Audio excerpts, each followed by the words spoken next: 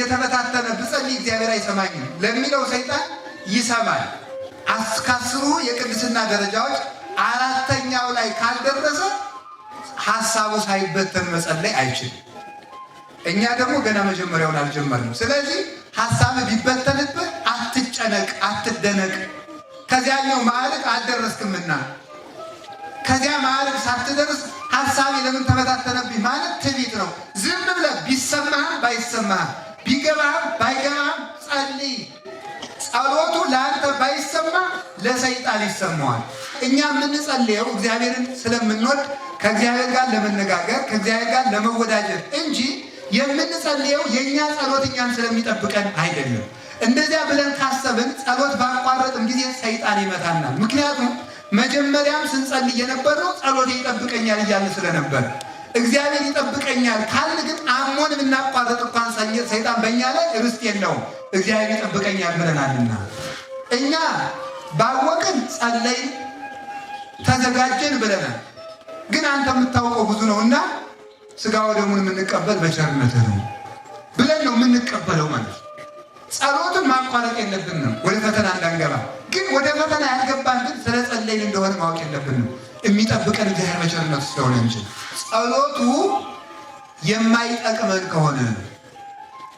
የማይጠቅመን ከሆነ እግዚአብሔር ጥያቄውን አይመልስም።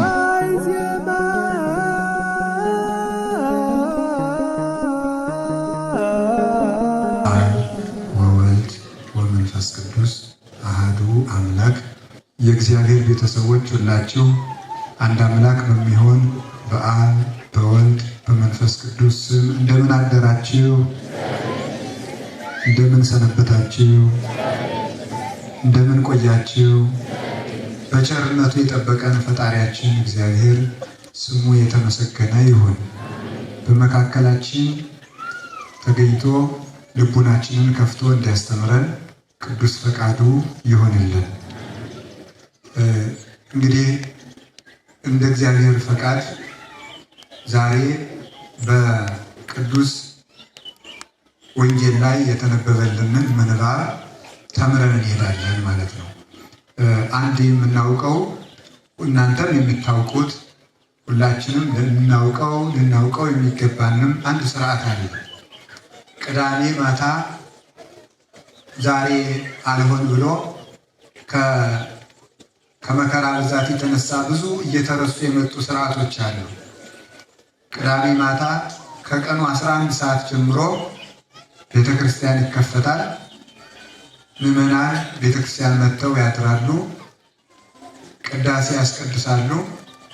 በቅዳሴ ላይ የተነበበው ወንጌል ቢኖር ጳጳስ ባይኖር ከአባቶች አንዱ ተርጉሞ በቅዳሴ ላይ የተነበበውን ወንጌል በማለዳ ተርጉሞ ለምዕመናን አሰምቷቸው ከቤተ ክርስቲያን የሚወጡት ከዚህ በኋላ ነው። ይሄ የዕለት ምግብ የሚባለው ይሄ ነው። ይህንን ሳይሰሙ መሄድ ደዌ ካገኘው ሰው በስተቀር የተወገዘ ነው። ዛሬ የኔን ስብከት እንድትሰሙ ብዬ አይደለም። እኔ 3 ሰው ቢሰማኝ ችግር የለውም እንድትቆዩ በሚል ሰበብ የተናገርኩት እንዳያስመስል ሰይጣን ማለት ነው። ስለዚህ በየትኛውም ጊዜ ተአምረ ማርያም አክብራችሁ እንደምትሰሙ ወንጌልን አክብራችሁ ሰምታችሁ ሳትጨርሱ መውጣት አይገባም። ይህንን እንድናስበው ነው።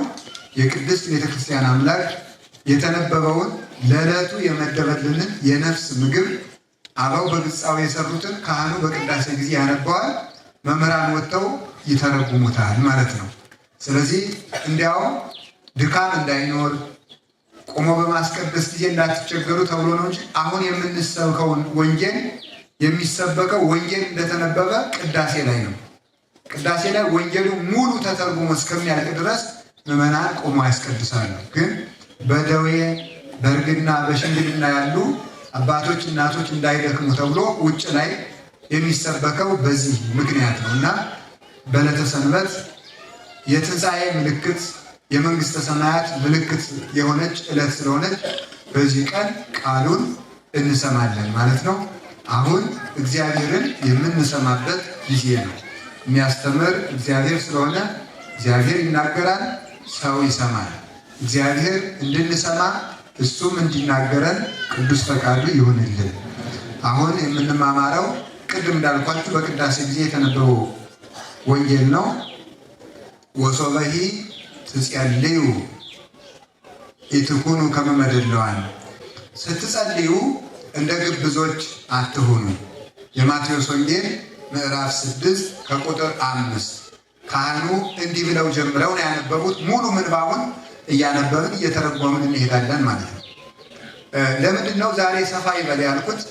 በየዕለታችሁ የምታውቁትና ትርጉሙ ልታውቁት የሚገባ ቃል ስለሆነ ዛሬ የተነበበው ቅዳሴ ጊዜ ገጥሞት ማለት ነው እና ወሶበይ ትጸልዩ ኢትኩኑ ከመ መደልዋን፣ ስትጸልዩ እንደ ግብዞች አትሁኑ። እስመ እሙንቱ ውስተ መኳርንት ወውስተ መራሕብት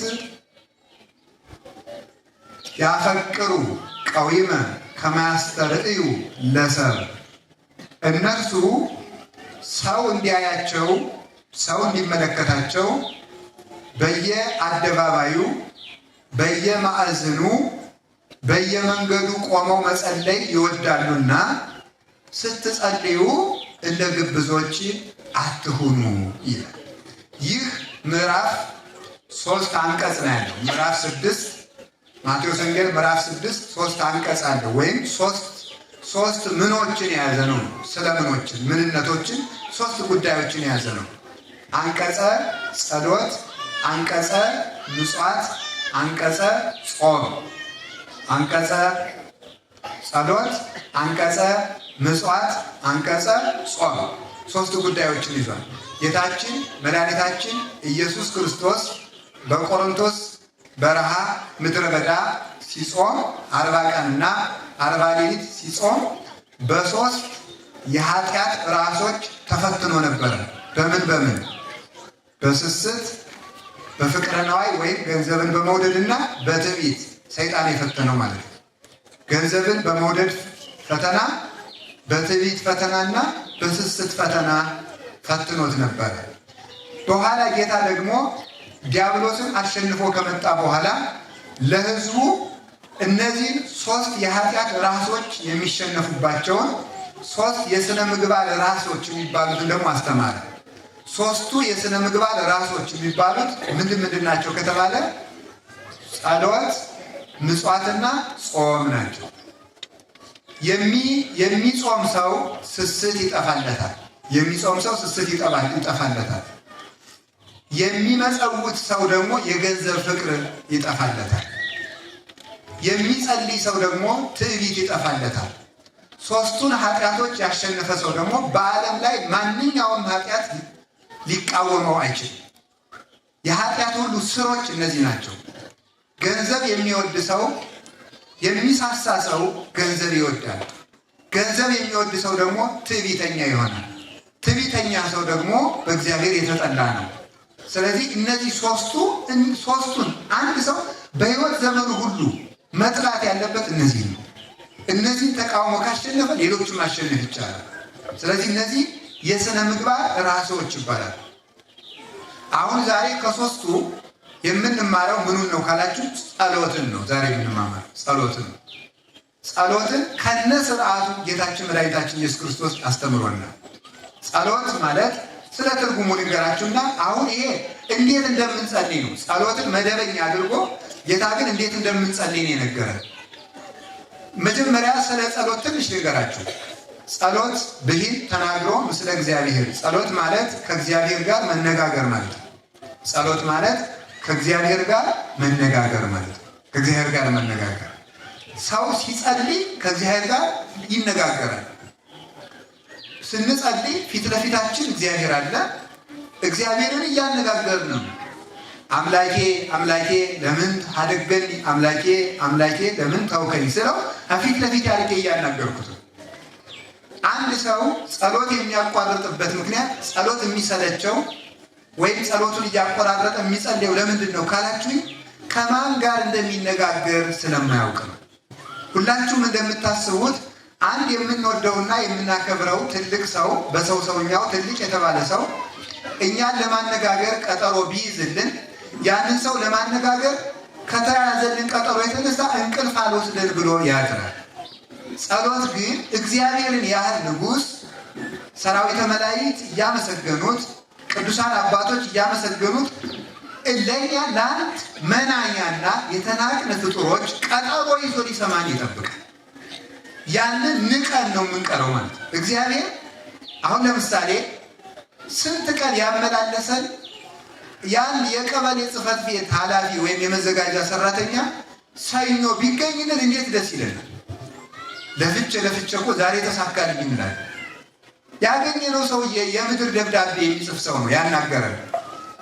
ከዚያ ከፍ ብለን ከንቲባውን ብናናገርስ፣ ከፍ ብለን የዞኑን ዋና አስተዳዳሪ ብናናገርስ፣ ከፍ ብለን የክልሉን ፕሬዝዳንት ብናናገርስ፣ ከፍ ብለን የሀገሪቱን ጠቅላይ ሚኒስትር ብናናገር እንደ ትልቅ እድለኛነት እናወራዋለን። ፎቶ ተነስተን ፎቶአችን እናስቀምጣለን በትልቄው። ይሄ ከጠቅላይ ሚኒስትሩ ጋር የሆነ ጊዜ ምሳ በልቼ ብሎ ሰው ይናገራል። እግዚአብሔር ግን በየቀኑ ያለ ደጅ ጽናት ይገኛል። በየቀኑ እግዚአብሔርን ማናገር ይቻላል። በየቀኑ ብቻ አይደለም፣ በየሰዓቱ። የምድር ነገስታት ጠዋት አናግረናቸው 6 ሰዓት መልሶ ቢቸግረን ማግኘት አንችልም። ምናልባት እንደገና 40 ቀን ልንጠብቅ እንችላለን። 6 ሰዓት አናግረን 9 ሰዓት ማናገር አንችልም። 9 ሰዓት አናግረን 11 ሰዓት አይደግሙልንም። 11 ሰዓት አናግረን 1 ሰዓት አይደግሙልንም።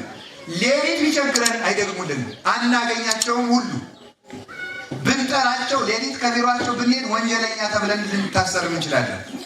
እግዚአብሔር ግን ማለዳም ይሰማል፣ ማታም ይሰማል፣ ጧትም ይሰማል፣ ቀንም ይሰማል፣ ያለ ጊዜ ይሰማል፣ ያለ ወረፋ ይሰማል፣ ሳይመርጥ ይሰማል። እግዚአብሔር የሚሰማውና የማይሰማው ሰው የለም። ሁሉንም ይሰማል። ሁሉንም ወረፋ ሳያስጠብቅ ያለ ጊዜ ፈረቃ እግዚአብሔር ሁሉንም ያዳምጣል። ጸሎት ማለት እግዚአብሔርን ማናገር ነው። እንደ ጸሎት ማቋረጥ ያለ ሞኝነት የለም። እንዴት ሰው እግዚአብሔርን ያህል ንጉሥ አናግረኝ ብሎ እየጠበቀው እንዴት ያናቋርጦ ይሆናል? እና የእግዚአብሔር ቤተሰቦች እኔ ዛሬ በእግዚአብሔር ስም የምማልዳችሁ በእውነት ምንድን ነው ካላችሁ ጸሎት እንዳታቋርጡ። ትልቅ ነገር በእውነት ማለት እናት የልጇን ንግግር ከምትጠብቀው በላይ እግዚአብሔር እኛን በማለዳና በመታ ጸሎት እኛን ለማዳመጥ ደስ ብሎት ይጠብቀናል። ማለዳ እግዚአብሔር እኛን ይጠብቃል። ተነስተን እንድንጠራው አባታችን ሆይ እንድንለው። ይሄ ነው ጸሎት። የምግባራት ሁሉ እናት ናት። የጦርነት ሁሉ መጀመሪያ ናት ጸሎት።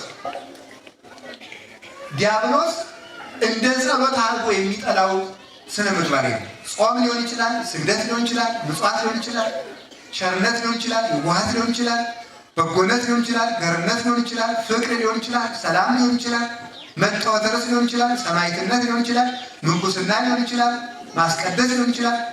ሁሉም ነገር ይሁን ሰይጣን እንደ ጸሎት አድርጎ የሚጠላው ምግባር ጥሩ ስራ የለም። ለምን ሲባል ከእግዚአብሔር እያስፈቀድ ስለሆነ ማለት ነው። አልቦ ግብር ሰይጣን ዘይጸልል ከመ አይድጎ ጸሎት። ሰይጣን እንደ ጸሎት ማቋረጥ አድርጎ አልቦ ግብር ዘያፈቅር ሰይጣን ከመ አይድጎ ጸሎት። ጸሎት ሰይጣን እንደ ጸሎት ማስቋረጥ አድርጎ የሚወደው በጎ ስራ የለም ይላል። ሰይጣን በጣም ትልቁ የሚወደው ስራ ምንድነው? ጸሎት ማቋረጥ ነው። ጸሎት ማቋረጥ ጸሎትን ለምን ሲባል እስመ እሳት ይወፅእ እምአፉሁ ለዘይጸልይ፣ ከሚጸልይ ሰው አንደበት እሳት ይወጣልና። ወያውዕዮ ለሰይጣን፣ ሰይጣንንም ያቃጥለዋልና። ወይደጉጾ አይኖ፣ አይኑንም ይወጋዋልና። እስመ ጉድፍ ውእቱ ባህሪሁ፣ ጸሎት በሰይጣን ዘንድ የተሳለ ጦር ነው፣ አይኑን ያጠፋዋል። ስለዚህ ሰይጣን ጸሎትን አይወድም። ወበይንተዝ ተመልከቱ ያከብድ፣ ይሄ ቅንድብን አክብዶ እንቅልፍ ያሰኛል። ጸሎቱን ያስቋርጠዋል። የሚያቋርጥበት ልዩ ልዩ መንገዶች ነው ያሉት። አንዳንድ ጊዜ የማንዘልቀውን በጣም ብዙ ጸሎት በማስጀመር ከዚያ በኋላ ሰልችቶ እንድንተወው በማድረግ ሌላ ጊዜ ደግሞ በምንጸልይበት ጊዜ ሐሳባችን ይበትንና ሐሳቤ እየተበታተነ የምጸልየውን ጸሎት እግዚአብሔር አይሰማኝም ብለን ደግሞ እንድናቋርጠው ማድረግ። በጣም እንዴት ያለ ጠበኛ እኮ ነው። ሐሳባችን የሚበትነውም እሱ ነው። ሐሳቤ ስለተበተነ እግዚአብሔር አይሰማኝም ብለን ደግሞ እንድናቋርጠው የሚያደርግ ደግሞ እሱ ነው። ሶስተኛ ደግሞ ጸልየህ ምን አመጣህ፣ ጸልየሽ ምን አመጣሽ ብሎ ደግሞ ጸሎት እንድንተው ያደርገናል። ይህን ያልጸለይክ እግዚአብሔር እኮ አንተን አይወድህም፣ ጥያቄን ቢወድ ኖሮ ይመልስልህ ነበረ ብሎ ደግሞ ጸሎትን እንድናቋርጠው ደግሞ ያደርጋል። ለምንድን ነው ካላችሁኝ፣ ጸሎት የህይወታችን አጥር ነው፣ የህይወታችን ደጅ ነው። ደጅ ወይም በር አጥር የሌለው ቤት ለሌባ፣ ለወንበዴ፣ ለኃላፊ፣ ለአግዳሚ ሁሉ የተመቸ ለዘረፋ የተመቸ እንደሆነ ጸሎት ስናቋርጥ አጥር የሌለው ግቢ በር ያልተዘጋለት ቤት እንሆናለን። ሰይጣን እንደፈለገ ከሰው ቤት ገብቶ ጸጋ ለመዝረፍ ይመቸዋል ማለት። ለዚህ ነው ብዙ ሰዎች እዩ ደጋግማችሁ ገዳም ሂዳችሁ በሰነበታችሁ ሰሞን፣ መንፈሳዊ ጉዞ ባደረጋችሁ ሰሞን፣ መንፈሳዊ ቦታዎች በሄዳችሁ ሰሞን ዓለም ላይ ሳላችሁ ትሰሩት የነበረ ኃጢአት ይቋረጣል። ከዛ በኋላ ስትመጡ መልሶ ይዛችኋል። ለምንድን ነው ካላችሁ ጸሎት አቋርጠን ስለሚያገኘን። ጸሎት መጀመሪያ የልማድ ኃጢአት ዋና መነሻው ጸሎት ማቋረጥ። በራስ መታት የዝሙት ሰይጣን በተለይ የሚመጣበት ራስ መምታት፣ እንቅልፍ ማለት፣ ቅንድብን ማክበድ፣ ከራስ ፀጉር እስከ እግር ጥፍር ያለውን የአካል ክፍል በሙሉ በድንጋይ የተቀጠቀጠ እባብ እስኪመስል ድረስ ድካምን በመልቀቅ ጸሎትን ያስጠላል። ጸሎትን ካስጠላ በኋላ ጸሎቱን ያስቋርጠናል።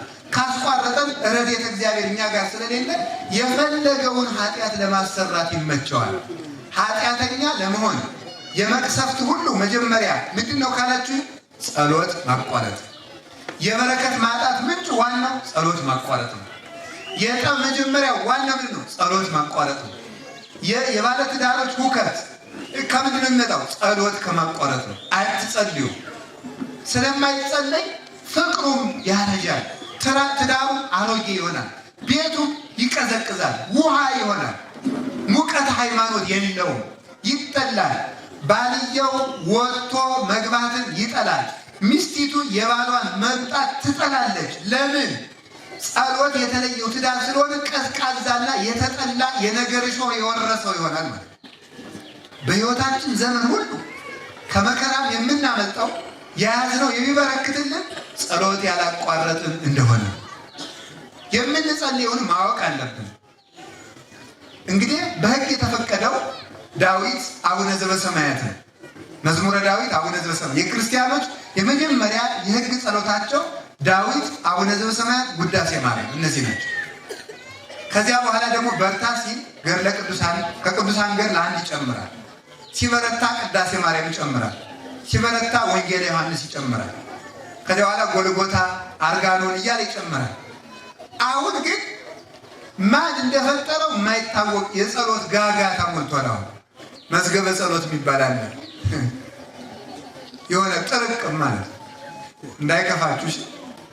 ድሮ ባለ 53ቱ ይባል ነበር፣ ኋላ ባለ 78ቱ፣ አሁን ደግሞ 90 ምናምን ሆኗል። መቶ ምናምን ለውዳሴ ከንቱ ምዕመናን በቀይ ቢጫ አረንጓዴ ማህደር ያደረጉትና ሳሳ ያለ ነጠላ አድርገው አዝለውት ጀለል ይላል። አንዱንም አያነቡት ማለት ነው።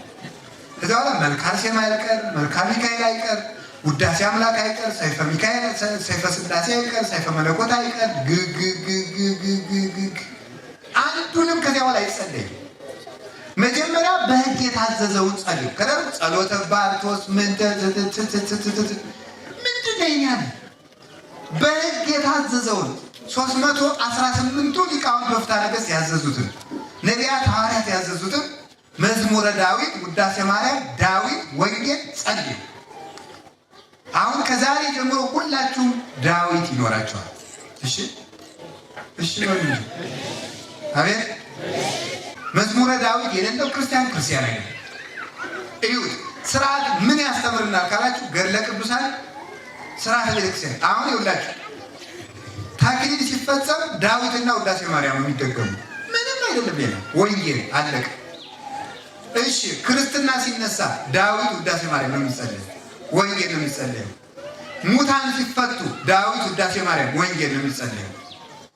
ምን የትኛውም ስርዓተ ቤተክርስቲያን ካህናት ዲያቆናት ሲሾሙ ዳዊት ውዳሴ ማርያም፣ ጸሎተ ቡራኬ ሁሉ ዳዊት ውዳሴ ማርያም።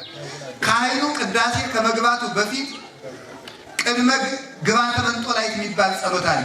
ከመቅደስ ገብቶ ከመጸለዩ በፊት ወጥቶ ቅድስቱ ላይ ሆኖ መብራት ይዞ መስቀል ይዞ ህዝቡ ፊቱን ወደ ህዝቡ አዙሮ የሚጸልየው ጸሎት አለ። ዳዊት ነው፣ መዝሙረ ዳዊት ነው። በየትኛውም ጉዳይ የሚጸልየው ምንድነው ካላችሁኝ መዝሙረ ዳዊት ነው። በየትኛውም ነገር ውስጥ ማለት ነው። በቅዳሴ በኪዳን በሁሉ መቅደም ላይ 40 ቀን ሙሉ የድጓ መምህራን በአብይ ጾም በፍልሰታ በአጽዋማት ጊዜ ስብሐተ ነግህ የሚባል ቃል እግዚአብሔር አለ። ዳዊት መዝሙረ ዳዊት ነው። በቃ ማለዳ በሙሉ 150ውን ዳዊት ሲያስተዛዝኑ ነው የሚያረፍቱ ማለት ነው። ዳዊት ነው የሚጸልዩ ስብሐተ ነግህ። የቅዱስ ያሬድ ቃል እግዚአብሔር ብዙ ነው። ምዕራፍ የሚባል መጽሐፍ አለ። እሱ ሙሉ ዳዊት ነው። እስመ በመዝሙረ ዳዊት ይዘምሩ ሰማያውያን ወምድራውያን። በቅዱስ ዳዊት መዝሙር የሰማይ መላእክት እንኳን ሳይቀሩ ይዘምራሉ። ያንን አስፍቶ የማናውቀው ጸሎት ነጋዴ እየሰበሰበ ያሳትማል መጸለይ። አሁን ደግሞ በየከተማው ይላል ሌሊት ለሚያንቀጣቅጣችሁ ለሚያስፈራራችሁ ሕፃናትን ሽንት ለሚያሸናባችሁ ጥሩውን ፍቱን መድኃኒት ነው እያያዛችሁ መጽሐፉን 20 ብር ነው ይላል። እውነት መስሏችሁ እናንተ ትገዛላችሁ። ዳዊታችሁን ድገሙ ዝም ብላችሁ። ዳዊት እንዲያው መዝሙረ ዳዊት ለ40 ቀን እንኳን ሳታቋርጡ እንኳን ሁል ጊዜ 40 ቀን እንኳን ብትጸልዩ አጋንንት በእናንተ ዘውር ላይ። አንዲት ልጅ ነበረችና ምን አለች? ያው ስለማታውቋት ብዬ ነው የማስተምርበት። የሰው ገመና ስሟን ጠራው ነው ችግር የሚሆነው እና እኔ መነኩሴ ነው መሆን አለች። አይ እንደው ግድ የለሽም ብላ ትምሪ አለች። እኔ መነኩሴ ነው መሆን አላ እንደው ዋልድባ ይቻለው ብዙ ገዳማት ይቻለው በረከታቸው ይድረሰን። የኔታ ጥበቡንም አማክሬያቸዋለሁ። አትመንኩሽ ነው ያሉኝ። ነገርኛ ነሽ መሰል የኔታ ጥበቡ ያሉሽን እኔ ናዳ ምን አድርግ ብለሽ ነው እንግዲህ አኩታራ የምትመጪ አልኳት። እስቲ እንደው የምትላውን ልስማህ ብዬ ነው አለች። አይ አታግሪ አልኳት። ግድ የለም በፍጹም አለች። እንግዲህ አውስ 40 ቀን ዳዊት ደግመሽ ነይና ሳታቋርጥ ትመነኩሻለሽ አልኳት። አንድ ቀን እንዳታቋርጥ አልኳት። 40 ቀን ሳታቋርጥ ደገመች። በ41ኛው ቀን ስትመጣ እጮኛዋን ይዛ መጣች። ጎሽ ይሄ አይደለም ይሄ ነው እኮ ማለት ነው። እግዚአብሔር የሚያደርገው እንደዚህ ነው ማለት ነው። እጮኛዋን ይዛ መጣች። አግብተው ዛሬ እግዚአብሔር ይመስገን ጥሩ ልጆችን ወልደው ጥሩ ትዳር ይዘዋል ማለት ነው።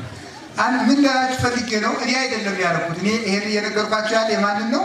የቅዱስ ዳዊትን መዝሙር እንዴት እንደሚጠቅም ነው የምነግራችሁ ማለት ነው። የሁሉንም ቅዱሳን በሙሉ ገል ብታነቁት መዝሙረ ዳዊት ነበር የሚያነቁት። መዝሙረ ዳዊት አቡነ ዘበሰማያት፣ ውዳሴ ማርያም፣ ቅዳሴ ማለት ይሄ ነው ጸሎት ማለት። አሁን ከዛሬ ጀምሮ የምትጸልያቸውን ጸሎችን ቁጭ አድርጓቸው። የህጉን ያዙና ሌላ ትጨምራላችሁ። ስለዚህ የህጉን ያዙና መዝሙረ ዳዊትና ውዳሴ ማርያም ላለማቋረጥ ለራሳችሁ ቃል ግቡ። ከዛሬ ጀምሮ ነገ ጧት ሁላችሁ መዝሙረ ዳዊት እንድትገዙ። መዝሙረ ዳዊት ሁላችሁ የሰንበት ትምህርት ቤቱም ሱቅ አለው አይደል? ዳዊት አለው አለ። እዚያ ግዙ። ከሌላችሁ አምጡ። ከሌላችሁ እናንተም ባህር ዳር ሄዳችሁ አምጡ። ሰሞኑን እስከሚቀጥለው ሳምንት መንፈሳዊ ፕሮጀክት ምዕመናን እየሰማችሁ ነው። መዝሙረ ዳዊት ገዝታችሁ ጸልዩ። እርግጠኛ ሆኜ ነው የምነግራችሁ፣ የፈለጋችሁትን ነገር ይመልስላችኋል መድኃኒዓለም። እምነቴን ነው እንጂ እንደ ቅዱሳን ጸጋ ሆኖኝ አይደለም እንደዚህ የምለው። እምነቴን ነው የምነግራችሁ። በሕግ የታዘዘውን ነገር አድርጉ። ሕግ የሚለው ይሄ ነው። አንዳንድ አባቶች ሰይፈ መለኮት ጥሩ ነው፣ አንዳንድ አባቶች ሰይፈ ሥላሴ ጥሩ ነው ብለዋል። አንዳንድ አባቶች የሚባል ነገር የለም። የመጽሐፍ መምህራን የተናገሩት ነው እውነት። እኔ ደግሞ እንግዲህ የመጽሐፍ መምህር ነኝ። ምን ሆናችኋል እናንተ? የቤተ ክርስቲያን የመጽሐፍ መምህር ነኝ። ለክታ ሰፍራት ብሉይን አስተምር፣ ሐዲሱን አስተምር፣ ሊቃውንቱን አስተምር፣ መነኮሳትን አስተምር ብላ መርቃ ሰጣኛለች። ተምሬበታለሁ፣ እናገራለሁ። ስለዚህ ቤተ ክርስቲያን እነማን የሚናገሩትን እንመን ካላችሁ የመጽሐፍ መምህራን የሚናገሩትን የመጽሐፍ መምህራን የሚናገሩትን አበው ያስተማሩልን የኔ እኮ አይደለም ትምህርቱ የሊቃውንት የነ ቅዱስ ቄርሎስ የነ ቅዱስ ዮሐንስ አፈወርቅ የአባቶቻችን የ318ቱ ሊቃውንት ትምህርት ነው። ስለዚህ ዳዊት ውዳሴ ማርያም ጸልዩ፣ ከዚያ ደግሞ ከሆነላችሁ አርጋኖን ጨምሩ፣ ደግሞ በ21 ድገሙ። ግን ሁሉንም አንድ ጊዜ አትጀምሩት ነው የኔ ጥያቄ። መጀመሪያ የዕለት ዳዊትና የዕለት ውዳሴ ማርያም ድገሙ። አቅም ካላችሁ ደግሞ የሰባቱን በየዕለቱ አድርጉት። ከዛ በኋላ ደግሞ ሌሎችን አቡነ ዘበሰማያት ብዙ ይደገማል ልነግራችሁ ነው። እሱ እንዲህ ያደርጋችሁ ከጸለያችሁ እግዚአብሔር ከኛ ጋር ይሆናል። አምላከ ቅዱሳን ከሁላችን ጋር ይሁን እና ጸሎት ከዚህ ሁሉ ያድናል፣ እግዚአብሔር ጋር ያገናኛል፣ ሀብትን ረድኤትን ሁሉ ይጠብቃል። አንኳኩ ንገር በሉ አንኳኩ አንኳኩ አንኳኩ። እናንተ አሁን አንኳኩ ምን አደርጋለሁ ብሏል እግዚአብሔር። እናንተ አታንኳኩ፣ ግልብጥ ብላችሁ ማለት አንኳኩ ማለት ጸልዩና የስጦታ በር ልክፈትላችሁ ብላችሁ የለም ባላንኳኳም ብላችሁ ተገንድሳችሁ እንደ ግንድ ታድራላችሁ። እግዚአብሔር በየት ጥያቄያችሁን ይመልሳል። አታንኳኩማ አትጸልዩ። ዳዊት አንኳኩ፣ በአቡነ ዘበሰማያት ጠይቁኝ፣ በውዳሴ ማርያም ጸልዩኝ፣ አንኳኩና ልክፈትላችሁ። ማን ይስማ? ዝም ብሎ ወደ ጠንቋይ መሮጥ ከነሸገሌ ሁሉ የሚሮጥ እኮ አለ እዚህ የሚሮጥ ማንኳኳት ሲያጥተው የእግዚአብሔር ደጅ የሚያንኳኳው ጠፍቶ አገር ለአገር ጠንቋይ አውደ ያህጉሩ ረሲያን ወበከመ ልዕልና ከሰራዊኮሙ ለደቂቀ እጓለ እመሕያው ይላል ቅዱስ ዳዊት። የሰው ልጆችን አንተ በልዕልና በጌትነትህ በዚህ ይደሩ፣ በዚህ ይደሩ፣ በዚህ ተሰሩ፣ በዚህ ተጠቀሙ ብለህ ጾሙን፣ ጸሎቱን፣ ስርዓቱን ሰርተህላቸው ነበረ። አውደ ያህጉሩ ረሲያን ዝንጎዎች የሰው ልጆች ግን ያንተን ስራ ትተው ሜዳ ለሜዳ ይዞራሉ። ውሃው የያዘ ያለ ከዚህ ማሰሯችን ተሸክመን የምንሮጥ ወደዚህ ነው። ሀብት ያለ እዚህ እኛ የምንሮጥ በሌለበት፣ ሳር የሚለቀም እዚህ በጎች የሚኖሩ በበረሃ፣ ውሃ ያለ እዚህ በጎች የሚኖሩ በበረሃ፣ ወርቅ ያለ እዚህ እኛ የምንውል አፈር ላፈር። ይህ ነው መዋያን አለማወቅ፣ የት እንደሚገኝ አለማወቅ። አሳው ያለ በዚህ እኛ መረባችን የምንጥል በግራ፣ አሳው የሚጠመድ እዚህ። ስለዚህ እውነት የምትጠቀሙበትን መንገድ እወቁት። የምትጸልዩ ከሆነ ሁሉንም ነገር ታሸንፋላችሁ። ድል እንድንነሳ እግዚአብሔር ይርዳል። እንደዚያ ከሆነ አሁን አንድ ነገር ልንገራችሁ። ሰይጣን የሚናገራችሁን ሹክ የሚላችሁን ነገር ልንገራችሁ። ለምሳሌ ሰይጣን ጸሎት የሚያቋርጥ ጸሎት ሰይጣን አንደኛ ምንድነው? ማስመሸት አንዱ ብላቱ ነው። ማስመሸት እስከ ማታ እስከ 5 ሰዓት ድረስ ጥሩ ጥሩ ፊልሞችን ፕሮግራሞችን እያመጣ ጨዋታዎችን፣ ወጎችን፣ ስልኮችን እያስወራ ማታ በደንብ ያስመሻል። ያስመሻልና በኋላ ሌሊት ልነሳ ሲሉት ወዴት? አንዱ ማስመሸት ነው። አንዱ ደግሞ ምን ማለት ጸሎትን እንደ ዕዳ መቁጠር ነው። እንግዲህ ስንቱን ነው የምደግመው ማለት ነው። ያ ሁሉ እንግዲህ የሚያልቅ ጸሎት እንኳን አላደረስኩም ብሎ እንደ ዕዳ መቁጠር። እስኪ እንደ ውድ ቅጠር። አሁን ወጣቶች እናውቃቸዋለን። አሁን ልታገቡ ስትሉ እጮኛ ሲኖራችሁ አዚያች ልጅ ጋር ስትቀጣጠሩ እንዴት ብላችሁ ነው የምትሯሯጡት? ታዲያ ይቅርታ ቀጠሮ አለብኝ ነው አይደል የምትሉት? ጸሎትን እንደዚያ የእግዚአብሔር የፍቅር ቀጠሮ አድርጉት። እግዚአብሔር አባታችሁ እንደሚጠብቃችሁ አስባችሁ የእሱ ቀጠሮ እንደሆናችሁ ነው ማለት። እንደ ዕዳ አትቁጠሩት። እንደ ዕዳ ስለምንቆጥረው ነው። ሌላው ደግሞ ሐሳቤ እየተበታተነ ብጸልይ እግዚአብሔር አይሰማኝም ለሚለው ሰይጣን ይሰማል። ከአስሩ የቅድስና ደረጃዎች 4ኛው ላይ ካልደረሰ ሐሳቡ ሳይበተን መጸለይ አይችልም። እኛ ደግሞ ገና መጀመሪያውን አልጀመርንም። ስለዚህ ሐሳብ ቢበተንብህ አትጨነቅ፣ አትደነቅ። ከዚያኛው ማዕረግ አልደረስክምና ከዚያ ማዕረግ ሳትደርስ ሐሳቤ ለምን ተበታተነብኝ ማለት ትዕቢት ነው። ዝም ብለህ ቢሰማህም ባይሰማህም ቢገባህም ባይገባህም ጸልይ። ጸሎቱ ለአንተ ባይሰማ ለሰይጣን ይሰማዋል፣ ይሸሻል። ለአንተ ባይሰማ እግዚአብሔር ይሰማል። ሌላው ሐሳባችሁ እንዳይበተን ብትችሉ ሁሉንም ሕዋሳቶቻችሁን በጸሎት ጊዜ አሳትፏቸው። በጸሎት ጊዜ ማሳተፍ ማለት እግር ይቁም፣ እጅ መጽሐፍ ይሸከማል። አሁን አንድ ነገር ግን ማናሳትፈው በጣም ውድ የአካል ክፍል አለ። በጸሎት ጊዜ መስራት ያለበት ማን ነው? ጆሮ። እስኪ ጆሮ በሉ በሉ እንጂ በሉ። ጆሮ ጆሮ መሳተፍ አለበት በጸሎት ጊዜ። ምን ማድረግ አለበት? በጸሎት ጊዜ የሚሳተፈው እያለ የምንናገረውን በጆሮአችን ማዳመጥ፣ የምንናገረውን በጆሮአችን ማዳመጥ። ስንሰማው ከዚያ በኋላ በጆሮ የሚገባው ልብን ያስራል። ልብ ከእግዚአብሔር ጋር ይገናኛል። በአፍ የሚወጣው ወደ ጆሮ መግባት አለበት። በጆሮ የሚገባው ልብን ይቆጣጠራል። ልብ ሲቆጣጠር ሀሳብ መበተን ያቆማል ነው። ስለዚህ ጆሮአችንን ስለማናሳተፈው ነው በጸሎት ጊዜ ሀሳባችን የሚበተነው። ሌላው እምነት ስለሌለን ነው ሀሳባችን የሚበተነው። አሁን ብዙ ጊዜ እንደውም አንድ የፍርድ ቤት ሰራተኛ ምን ብሎኛል? ያልዘጋሁት ፋይል ሁሉ ትዝ የሚለኝ ለጸሎት ስቆም ነዋል።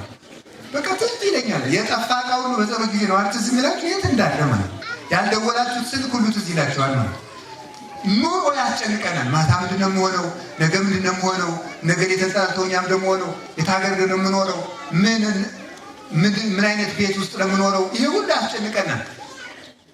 እሱ ስለ እናንተ ያስባልና የሚያስጨንቃችሁን ነገር ሁሉ በእግዚአብሔር ላይ ጣሉት ብሏል ቅዱስ ጴጥሮስ። ስለዚህ እግዚአብሔር ያውቃል ብላችሁ እኔ ስለ ዛሬ እንጂ ስለ ነገ የሚያገባኝ ነገር የለም፣ እግዚአብሔር ያውቃል፣ እኔ ድርሻዬን እሰራለሁ። አንድ እኔ ተወልጄ ባደኩበት አካባቢ አንድ ገበሬ ነበረ። አልደረስኩበትም ሰውየው ሕፃኑዬ አባቴ ነው ግን ሲያወጉ የሰማኋቸው ወላጅ አባቴ እና ምን አሉ ይባላል። እኛ ገበሬ ሰውዬ ዝናብ እስከ ሰኔ ግማሽ በላይ ቆይቶ ነበረ እና ሲቆይ ሰውየው ዝም ብለው ዘር ይሰራል።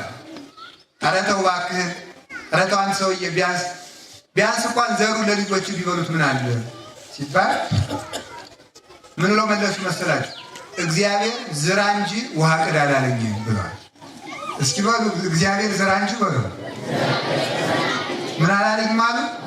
ውሃ ቀዳ። እኛ ሰውዬ ብቻ በዚያ ችግር ዘመን ጉድ የሆነ አዝመራ አገኙ ይባላል። በእውነት ማለት እኛ ሰውዬ ብቻ ማለት ነው። እኛ ድርሻችን እንስራ። የማን ድርሻ ነው? ሌላው እግዚአብሔር ድርሻ ነው። ባልና ሚስት ተጋብተው የተፈጥሮ ግዳጃቸውን ይፈጽማሉ። ጽንስን አርግቶ አካል ማድረግ የማን ድርሻ ነው? የእግዚአብሔር ድርሻ ነው። የእግዚአብሔር ድርሻ ነው። ስለዚህ እናንተ ጸልዩ፣ ስራ ሳትፈቱ ስሩ፣ ያቅማችሁን ነገር ሰርታችሁ ብሉ። ቀሪውን ለነገ እግዚአብሔር ያስባል። ለነገ በመጨነቅ ዛሬን ማባከን የለባችሁም። ተማሪ እንዴት እንደሚያደርግ ታውቃላችሁ? ሰነፍ ተማሪ ያስኮላው ማለት ነው። የእኛ ቤት የለበትም። የእኛ ቤት የጠራ ነው። ያስኮላው ተማሪ ምን ያደርጋል? ተጋድሞ ይከርምና ፋይናል ፈተና ለምትሉት ፋይናል ኤግዛም የምትሉት የእናንተ ሲደርስ ምን ያደርጋል መሰላችሁ? ማጥናት ይጀምራል። ማጥናት ይጀምርና ደግሞ የአንድ ገጽ ግማሽ ያጠናና ገጹን ይቆጥረዋል። 1 2 3 4 ይላል። ከሚቆጥር እኮ 2 ቢያጠና ይሻል ነበር አይደል? ይኸውላችሁ የሚያጠናበትን ጊዜ ገጽ በመቁጠር ያባክነዋል ማለት ነው። ይሄ ነው ሞኝነት ማለት ነው። ስላላጠናቸው ገጾች እየተጨነቀ የሚያጠናቸውን ገጾች ያባክናቸዋል ማለት ነው። ስለ ነገ በመጨነቅ ዛሬን እናባክናለን። ስለ ዛሬ በመጨነቅ አሁንን እናባክናለን። ሰው የሚባለው የዛሬንና የነገን ውሎ ለእግዚአብሔር ሰጥቶ አሁንን በአግባቡ የሚጠቀም ሰው ነው። እግዚአብሔር አሁን ሰርተን እንድናልፍ እግዚአብሔር ይርዳን። ስለዚህ ስትጨነቁ ሀሳባችሁ ይበተናል። ግን ቢበተንም ጸሎታችሁን ግድ የላችሁም፣ አታቋርጡ። ሌላው ደግሞ ሰይጣን ምን ይላል? አንተ ኃጢአተኛ ነህና እግዚአብሔር አይሰማህም ሊላችሁ ይችላል። ኃጢአተኛ ስለሆንክ እግዚአብሔር አይሰማህም፣ ግን ይሰማል። እስኪ አንድ ጥያቄ ልጠይቃችሁ። እናት ሕፃን ልጇ ጭቃ ሲያቦካ በጣም ፊት ታቅፋው የምትኖረው ልጅ መዳህ እምቢ ብሎት ብዙ ጊዜ ቢቆይ ለመዳህ በቅቶ ጭቃውን ክቶ ቢመጣ ምን ታደርገዋለች? ወይም ስኳር ቢደፋ ለዚህ በቃልኝ እሰይ ልጅ ብላ ትሰማዋለች። ችግር እኮ ነው የፈጠረው ልጅ አይደለም። ዕቃ ደፍቷል፣ ግን ለመድፋትም መብቃት ብላ ትስመዋለች። ከዚያ በኋላ አይምሮ ካወቀ በኋላ ሲያጠፋ ነው የሚገረፈው። እስከዚያ ድረስ ግን ጭቃ ተቀብቶ ቢመጣ ጎሽ ጎሽ ጎሽ ተብሎ ይታጠባል ማለት ነው። እኛ ምንም አይነት ኃጢአት ይዘን መተን ብንጸልይ እግዚአብሔር ቸር ነው፣ ደስ ይለዋል። ነገ ከዚያ እናቲቱ እንዲያ የምትለው እንደምታጥበው ስለምታውቅ ነው። እግዚአብሔር እንደሚያነጻን ያውቃል። ከጸለይን እንደምንድን ያውቃል። ከጀመርን እንደሚያስጨርሰን ያውቃል። ሰይጣን ደግሞ ከጀመር እንደምንጨርስ ስለሚያውቅ ነው። እንደው ሊቃውንት ምን ይላሉ? በዓለም ላይ ዋና ፈሪ ሰይጣን ነው ይላሉ። ታውቃላችሁ? ይሄ ዋና ፈሪ ማለት ታውቃላችሁ? ሰይጣን በጣም የመጨረሻ ፈሪ ነው። እኔ ፍርሃቱ የሚደንቀኝ ምንድን ነው? እኛን አለመናውቁ። አይገርማችሁ? አሁን እኔን አለመናውቁ። አሁን እኔ ራሴ 3 ቀን ደው ሳላቋርጥ ጥሩ ጸሎት ብጸልይ እባብ ይመስልና ይመጣል፣ አይጥ ይሆንና ይመጣል። ኋላ ደግሞ እኔ በጸሎት ላሸንፈው ቆይ እና ደግሞ ጀማሪ ክርስቲያን ጳጳስ ይበልጣል አይደል? አቃጥላለሁ ጸሎት በስመ አብ ወወልድ ወመንፈስ ቅዱስ አሐዱ አምላክ ይትቀደስ ትምጻእ መንግሥትከ ወፈቃድከ በከመ በሰማይ ከማሁ በምድር። አቃጠልኩት ወይ ማለት ነው። አያችሁ እስቲ ተቃጥሎ እንደሆነ እባቡ ብናርግ የሰጥጄ የሆነ ብለን ማለት ነው እኮ ነው የጀማሪ ጸሎት ማለት። አያችሁ አንድ የቤተ ክርስቲያን አባት ሲናገር ስለዚህ ጉዳይ ይላል እግዚአብሔርን እያሰብክ በመጸለይ እንጂ ሰይጣንን እያሰብክ በመጸለይ ሰይጣንን ልታሸንፈው አትችልም ይላል። እግዚአብሔርን እያሰብክ ስትጸልይ ግን እባብ ሆኖ ሊመጣ ይችላል፣ ጊንጥ ሆኖ ሊመጣ። ለምንድን ነው እንደዚያ ብሎ የሚመጣ? እንደዚያ ብሎ የሚመጣው ይሄ ሰውዬ ዛሬ 3 ቀን በተከታታይ መጸለይ ከጀመረ 30 ዓመት ሊጸልይ ይችላል። ስለዚህ ሳይደርቅ በርጥቡ ሳይርቅ በቅርቡ አሁን ማስቆም አለብኝ ብሎ እኮ ለማስፈራራት ማለት ነው። በጣም ፈሪ ነው። ኧረ እነዚህ ይሄ ሰውዬ ነገ አደጋ ይሆናል ብሎ ፈርቶ አሁን እንጂ አሁን እንጦንስን በፈተነበት እኔን መፈተኑ ያስቃል እኮ ምን አይነት ደካማ እንደሆነ ወራዳ በእውነቱ ማለት ነው። አሁን እኮ ወታደር አሁን ጀግና ወታደር እኮ ሕፃናት አንተ ወታደር ሌባ ቢሉት አይተኩስም። ይተኩሳል ስቆባቸው ነው የሚሄዱ። ጀግና የሚተኩስ ለጀግና ነው። ሰይጣን ግን ወራዳ ስለሆነ ወደኛው ይተኩሳል። ጀግኖቹን ማግዳ እነ እንጦንስ እነ መቃርስ ግንባሩን ብለው ይጥሉታል። እኛንም የማይንቅ ሰይጣን ፈሪ ነው። ፈሪ ስለሆነ ነው እንጂ የሚያስጨንቃችሁ ስለማይዘለቅ አይደለም። አንድ ቀን ቅዱስ እንጦንስ ሲጸልይ አጋንንት በሙሉ ምን ይመጣሉ? እባብ፣ ዘንዶ፣ አንበሳ፣ ጅብ፣ አጋግራ፣ አርጃኖን፣ ነም፣ አይጥ፣ ጓጉንቸር፣ ዝንብ፣ የውሻተር በዓለም ያለ ዝሆን ምናምን ሁሉ መስለው ተሰብስበው መጡበት።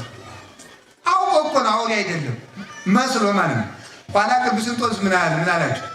ይሄ የሚያመለክተው በጣም አቅመ ቢስ እንደሆናችሁ ነው አላቸው። ምክንያቱም ጉልበት ቢኖራችሁ ኑሮ ለእኔ ለእንጦንስ የሚበቃው ጅቡ ብቻ ይበቃኝ ነበረ። አቅም ስለሌላችሁ ግን ብዙ ናችሁ መጣችሁ አላቸው። እንዲህ ሲሳለቅባቸው ብን ብለው ጠፉ። በእውነቱ ማለት የቅዱስ እንጦንስ አምላክ እኛን የሚፈትኑትን አጋንንት ሁሉ ያምንንልን። በእውነቱ ማለት ሁላችንም ምን ማድረግ አለብን ካላችሁ በጸሎት ብዙ ብርቱ መሆን አለብን። ቢያሰለችን ቢደክመን ጸሎትን በጣም በአጭር ጊዜ የሰው ልጅ ከወጣ የማይመለስባቸው የቅድስና ስራዎች አሉ። ከተውናቸው ቶሎ ለመመለስ የሚያስቸግሩ አንደኛው ጸሎት ማቋረጥ ነው። ሁለተኛው ቤተክርስቲያን መምጣት ነው። ሶስተኛው ሌሊት መትጋት ነው። እነዚህ ነገሮች አንድ ሰው እንኳን በዓለም የሚኖር ምዕመን መነኩሴ እንኳን 40 ዓመት ሲጸልይ የኖረ እንኳን ቢሆን ካቋረጣቸው ለመመለስ ከባድ ናቸው። አሁን ሌሊት ስትተጉ ኑራችሁ ከዚያ በኋላ 2 ቀን ካቋረጣችሁ መልሳችሁ ሌሊት ለመነሳት ከባድ ነው። ቤተክርስቲያን በተከታታይ የምትመጡ ከሆነ 3 ቀን ከቀራችሁ ለመመለስ ይቸግራል። ጸሎት ካቋረጣችሁ በኋላ መልሳችሁ ጸሎተኛ ለመሆን ችግር ነው። የያዙትን ይዞ መዝለቅ ትልቅነት ነው። እግዚአብሔር በጸሎት እንድንጸና ይርዳን። እሺ አሁን እንዴት እንጸልያለን የሚለውን ጌታችን ኢየሱስ ክርስቶስ ያስተማረንን እንቀጥል። ወሶበ ኢትጸልዩ ኢትኩኑ ከመ መደለዋል። ስትጸልዩ እንደ ግብዞች አትሁኑ ይላል። ስትጸልዩ እንደ ግብዞች አትሁኑ። ግብዝነት ማለት በጣም ብዙ ትርጉም ያለው ነው። ሌላ ጊዜ ራሱን ችሎ እንደምትማሩት አምናለሁ። ግን ባጭሩ ግብዝነት ማለት ተመጻዳቂ፣ አስመሳይ፣ የከንፈር አምልኮ ያለው የከንፈር አምልኮ ያለው የልብ የሌለው ሰው የሚንቅ የሚታበይ ጽድቁን የሚቆጥርና አፋዊ ቅድስና ያለው ውስጣዊ የሌለው የሚመጻደቅ ሰው ይባላል። ግብዝ ይባላል። ግብዝ ግን የግብዞች ጸሎት የሚባለው ምንድን ነው ካላችሁ የግብዞች ጸሎት ምን ያለ እስመ እሙንቱ ያፈቅሩ ውስተ መኳንንት ወውስተ መዓዝን ቀዊመ እነዚህ በአደባባይ ቁመው የሚጸልዩ ናቸው። በየአደባባዩ በየመንገዱ ቆመው የሚጸልዩ ናቸው። አሁን አንዳንድ ነዳያንን አይታችሁ ታውቃላችሁ? ሰላም ለዝክር ስምከ ስመ መሐላ ዘኢየሱ ስለ መድኃኒዓለም ስለ መሐላ ዘኢየሱ ይልና ስለ መድኃኒዓለም ስለ ኢየሱስ ክርስቶስ ለዳዊት ባሕርየ ከርሱ ስለ መድኃኒዓለም አክሊለ ስምከ ዘይትቀጸል በርሱ ስለ መድኃኒዓለም ይላል። አሁን ያን ጸሎት ማለት ለምን አስፈለገ ነው? ጀግንነቱ ካለ ሌሊት መጸለይ ነው። የሆነች ነገር ያነጥፍና ስለመቤታችን ስለ ቅዱስ ሚካኤል ሰላም ለልብከ መዝገበ ራእይ ወይም ዋጥሩ መከበራት ስለ ቅዱስ ሚካኤል ይላል። ሰውን ጸሎተኛ ነው ብሎ አስቦ እንዲሰጥ ይሄ ግብዝ ነው። ከለመነ ድሃ ነኝ ብሎ ይለምን። እዚያ በጸሎት ማመካኘት ምንድን ነው? አደባባይ ላይ ሆኖ መጸለይ እና አንዳንድ ደግሞ ዲያቆንም ቄስም እኔንም እንደዚያ ስንጸልይ ደግሞ አሁን ዘበሰበት ቅዱስ ማለት ሰው እንዲሰማልን ማድረግ ማለት ሰው እንዲሰማልን መፈለግ ጸሎተኛ መሆናችን ሰው እንዲያውቅልን ማድረግ እንደምንጸልይ ማሳወቅ።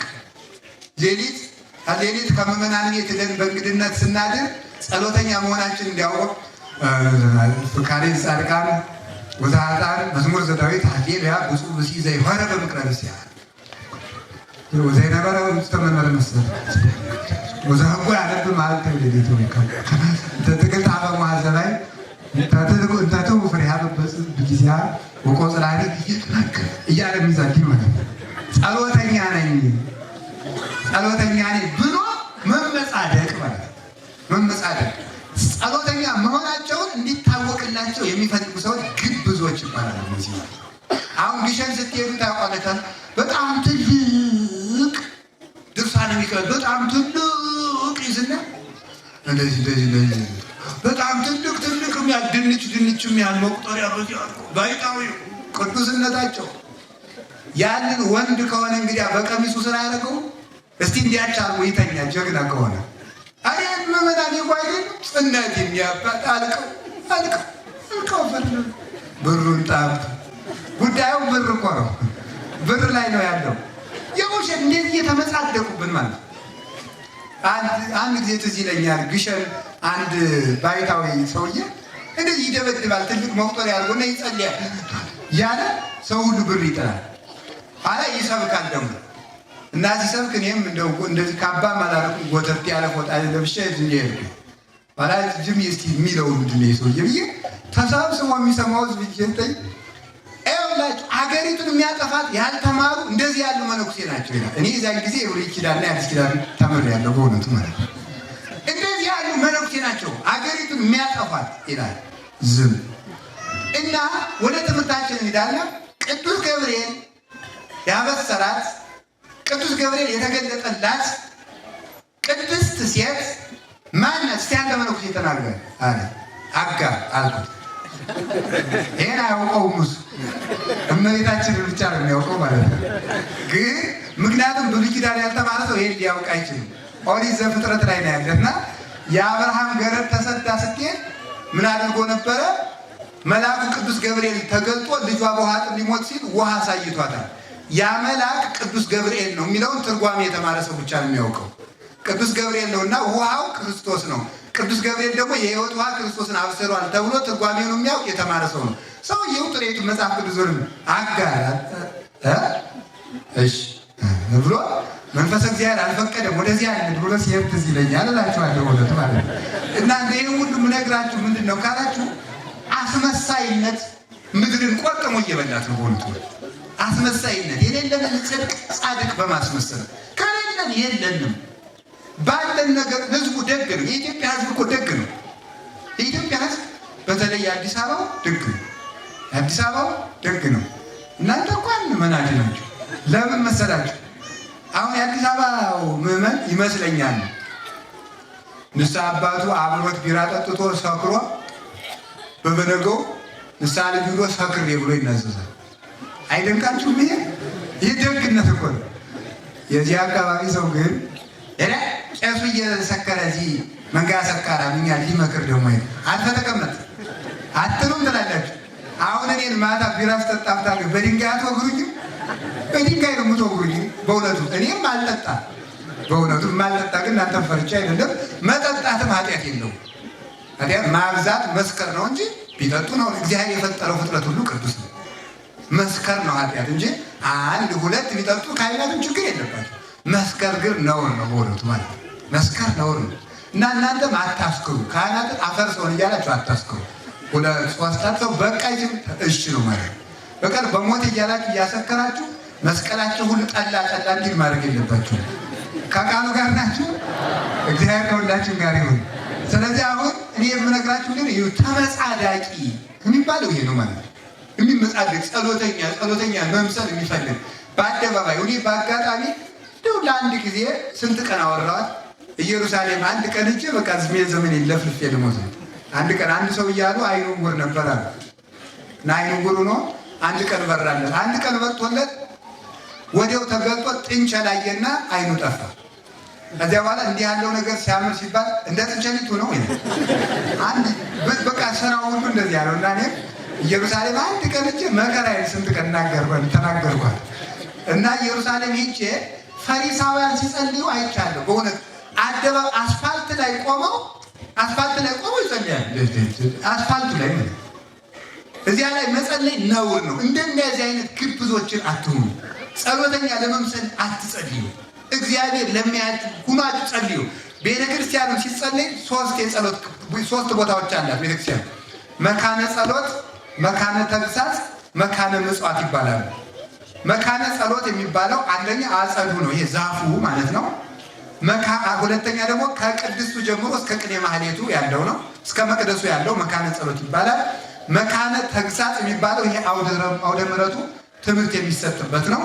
መካነ ምጽዋት የሚባለው ጸሪቀ መበለት ውጭ ላይ የሚበላበት የት ነው? እዚህ ውጭ ነው አይደል? በጣም ጥሩ ነው። ይሄ ጥሩ ነው። እዚህ ጥሩ ተስተካክሏል ማለት ውጭ ላይ አሁን የሰንበት ጸሪቅ የምትቀምሱበት እሱ መካነ ምጽዋት ይባላል። የማይጸለይባቸው ቦታዎች የሚባሉት እነዚህ ናቸው። ምንና መካነ ተግሳጽ ላይ መጸለይ ግብዝነት ነው። ስብከት እየተሰበከ እንደዚህ አድርጎ መጸለይ እዚህ ማለት ነው፣ ይሄ ግብዝነት ይባላል። ምክንያቱም ይሄ መካነ ተግሳጽ ነው። ከዚያ ላይ ደግሞ ዝክር ከሚዘከርበት ደግሞ እንዲህ አድርጎ መጸለይ ደግሞ ይሄም ግብዝነት ነው። ስለዚህ መጸለይ የሚባለው የት ነው? ከሚገባው ቦታ ጸልይ፣ የማይገባው ቦታ አትጸልይ። በማይጸልይ ሰው ደግሞ አትመጻደቅ። በማይጸልይ ሰው ላይ እኛ ስንጸልይ ሳምንት መጸለይ ከመጀመራችን በማይጸልይ ሰው ላይ መመጻደቅ እንጀምራለን። ስለዚህ በዚያም አትመጻደቅ። ጸሎታችንም ይጠብቀናል ማለትም ግብዝነት ነው። እግዚአብሔር እኛ የምንጸልየው እግዚአብሔርን ስለምንወድ ከእግዚአብሔር ጋር ለመነጋገር ከእግዚአብሔር ጋር ለመወዳጀት እንጂ የምንጸልየው የእኛ ጸሎት እኛን ስለሚጠብቀን አይደለም። እንደዚያ ብለን ካሰብን ጸሎት ባቋረጥም ጊዜ ሰይጣን ይመታናል። ምክንያቱም መጀመሪያም ስንጸልይ የነበረው ጸሎቴ ይጠብቀኛል እያልን ስለነበር እግዚአብሔር ይጠብቀኛል ካልን ግን አሞን ብናቋረጥ እንኳን ሰይጣን በእኛ ላይ ርስት የለውም። እግዚአብሔር ይጠብቀኛል ብለናልና በራሳችን ጸሎት እንጠበቅበታለን ማለት ይሄ ነው። አንዳንዱ ሰው አለ መዝሙረ ዳዊት ይሄንን አድርገህ እንትኑን ቆርጠህ ያንን ዘፍዝፈህ ይሄን ሰባት ላይ ቆንጥረህ በዚያ ደግመህ ዳዊቱን ሶስት ጊዜ ደግመህ ወደ ምስራቅ ዞረህ ቅዳሴ ላይ እንደዚህ አድርገህ ብትጠጣው ፍቱን ውእቱ ይላል። እንደዚህ ያደረግከው እንደሆነ ይሄ በጣም የተፈተነ ነው ይላል ማለት ይሄ መዝሙር ይሄን ያህል ለዚህ ጥሩ ነው። ቅዳሴ ማርያም ይሄን መልካ ኢየሱስ ይሄ ለእንትን ጥሩ ነው ይላል። ደግሞ ይሄ እግዚአብሔርን ጥበቃ ጥሩ ያንተ ጸሎት ሊጠብቅ ፈጽሞ አይደለም።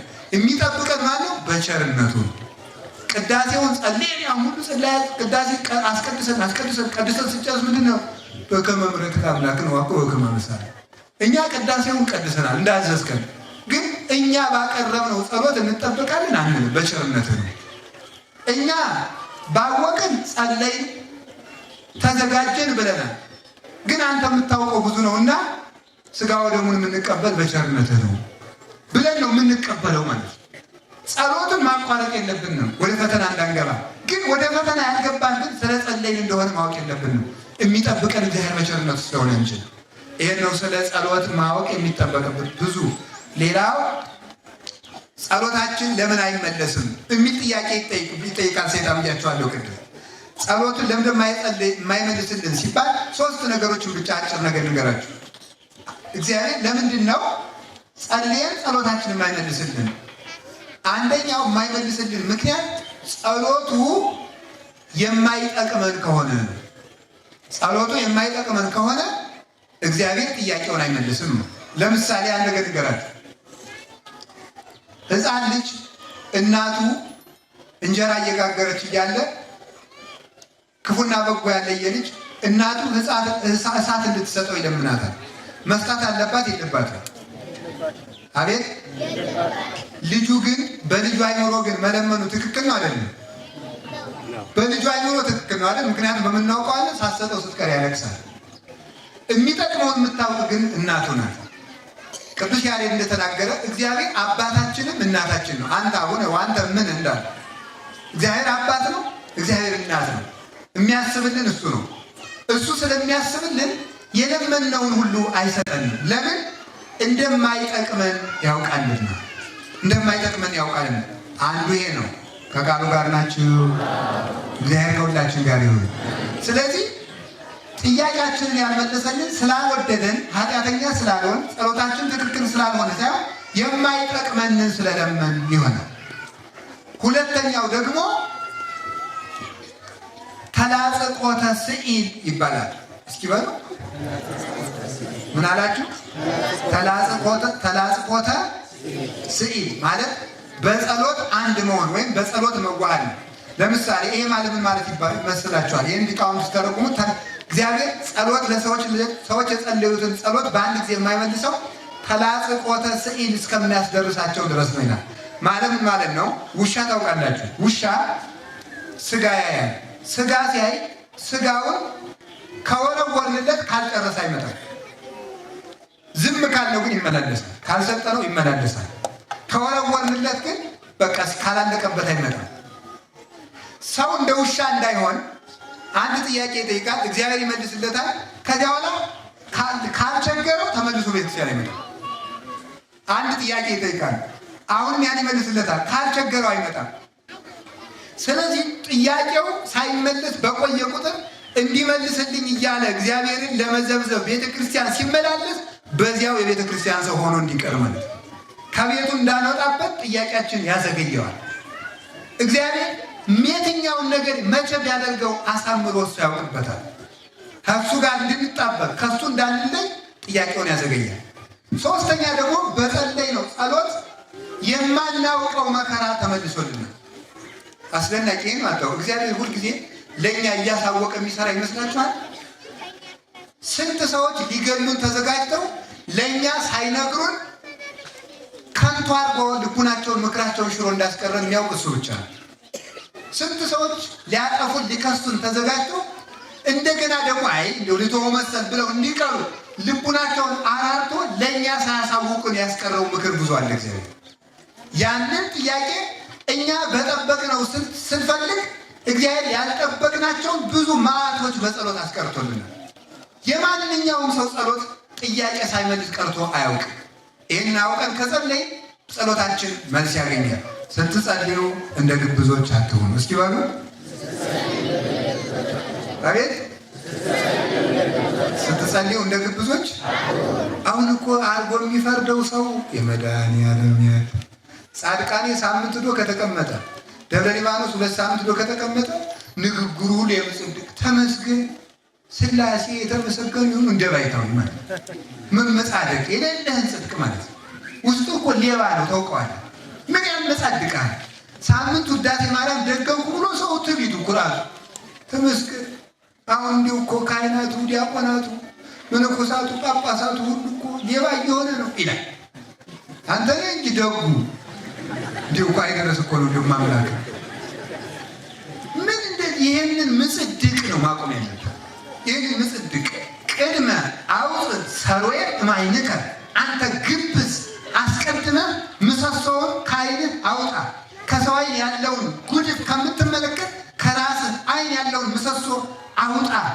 ጸሎተኛ በመሆናችን መመጻደቅ በቁርጡ ከጳጳሱን ያልሻልም፣ ከፓትርያርኩን ያልሻልም፣ ከዚህ ዘመን መነኩሴን ያልሻልም፣ ከቄሱን ያልሻልም፣ ከዲያቆንን በምን ነው የምትሻሉት? ካህን እኮ 40 ዓመት ለፍቶ ሊሆን ይችላል አንድ ቀን የተሳሳተ። አንተ እኮ 40 ዓመት ሰርቅ አንድ ቀን ሊሆን ይችላል ደግ ይሆንክ። እንደዚህ እኮ ነው አላችሁ። ከፋችሁ እኔ ቢከፋችሁ ጨነቀኝ፣ ነፍሳችሁ አይከፋትም። ነፍሳችሁ እንድትድን ነው እኔ የምፈልገው። እና እግዚአብሔር እንዲሁ ከእንዲህ ያለ መጽድቅ እግዚአብሔር ይሰውራችሁ። እውነቴን ነው። አትመጻደቁ። በመለገሳችሁ፣ በመስጠታችሁ፣ በመመጻደቃችሁ እንደዚህ ያለ መጽድቅ ወዳጅ ክርስቲያን አይጸድቅም። ይሄን ነው እንደ ግብዞች አትሆኑ። እንደዛ ሶበት ጸልዩ ኢትዘንግቡ ከመ አሕዛብ፣ ስትጸልዩ እንደ አሕዛብ ዝንጉዎች አትሆኑ። እስመ በአብዝሖ ንባቦሙ ይመስሎሙ ዘይሰምዖሙ እግዚአብሔር። ንግግር በማብዛታቸው እግዚአብሔር ጸሎታቸውን የሚሰማቸው ይመስላቸዋል። አሁን ከኦርቶዶክስ ተዋሕዶ እምነት ውጭ የሆኑ አንዳንድ ወንድሞቻችን እህቶቻችን ማለት እንዲያው መናፍቃን ማለት ነው። ለዘብላ አድርገው ብዬ ነው እንዲመለሱ። ብዙ ጊዜ ክፉ ስድብ መሳደብ አይገባም፣ ነውር ነው። ክፋታቸውን መጥላት እንጂ እነሱን መሳደብ አይገባም። ትረዱኛላችሁ አይደለም? እና እነሱ ምን ይላሉ መስላችሁ? ይህንን ጥቅስ ይዙና ጸሎት ማብዛት ግብዝነት ነው ይላል። ጸሎት አታም ዳዊት ውዳሴ ማለት ይህ ቅዳሴ ረጅም ጊዜ መጸለይ በጸሎታቸው ብዛት እግዚአብሔር የሚሰማቸው ይመስላችኋል ይላችኋል እኮ ኦርቶዶክሶቹን ይላል። ጌታዬ ንግግሩም አልተገናኘም። በጸሎታቸው ብዛት የተባለ ጸሎት አታብዙ። አሁን ጌታ ሳታቋርጡ ጸልዩ ብሏል። እንደገና ደግሞ ጸሎት አታብዙ ይላል። ይጣላል አይጣልም፣ ይነቅኑ ማይ ጠሚጡም ወማይ መሪጥ ማህዱ አዘርት ይላል ያዕቆብ በመልእክቱ። መራራ ውሃና ጣፋጭ ውሃ ከአንድ ጉድጓድ ሊቀዳ ይችላል? አይቀዳም። እግዚአብሔርስ ሐሰትና እውነት ይናገራል? አንድ ያድርጉ አንድ ያታድርጉ ይላል? አይልም። ታዲያ ጸሎት ማብዛት በጸሎታቸው ብዛት እግዚአብሔር የሚሰማቸው ይመስላቸው የተባለ ጌታዬ ኢየሱስ ክርስቶስ ማልዳቁ ነው። እንጀራም ስጠኝ፣ የሰው መውደዱን የቀና መንገዱን ስጠኝ፣ እንደ ፈረስ ስታበላ አውለኝ፣ ባዱን ዘመድ ልጡን ገመድ ዱሩን መንገድ አርግልኝ፣ ጽድቄን ላሊበላ ዕድሜን የማቱሳላ አርገው፣ የሚጠላቶችን አይናቸውን ጉልበታቸውን ጨጠማ አርገው፣ እንደ ጢፍ ሳብናቸው እንደ ጉማ አብናቸው ምናምን በላቸው። ይሄ ነው ጸሎት ማብዛት ማለት። አታብዙ ያለ ጌታ አይደለም ነው ማለት። እንደገሌንም ደግሞ እንዲህ አድርጋቸው፣ ውጭ ሀገር ያለችው ልጄንም ገንዘቧን አበርክትላት፣ ለዚህች ጌት ልጄ ትዳር ስጣት፣ ለዚህ አንድ ለእንትና ደግሞ እንደዚህ አድርግለት፣ እንደገና ደግሞ እዚህ አልበቃኝ ብሏል ማለት ይሄ ምን ይባላል? ነገር ማብዛት ይላል ጌታ። ጸሎት አታብዙ ያለ ምንድን ነው? ይሄ ነው ማለት። ይሄን አታብዙ፣ ይሄን እኔ ያውቀዋለሁ ነው። ምን አለ ጌታ? እስኪ እኔ ያውቀዋለሁ በሉ። ይሄን ማን ያውቅልናል? እግዚአብሔር ያውቅልናል። ምን እንደሚያስፈልገን ጥንቅቅ አድርጎ ያውቅ።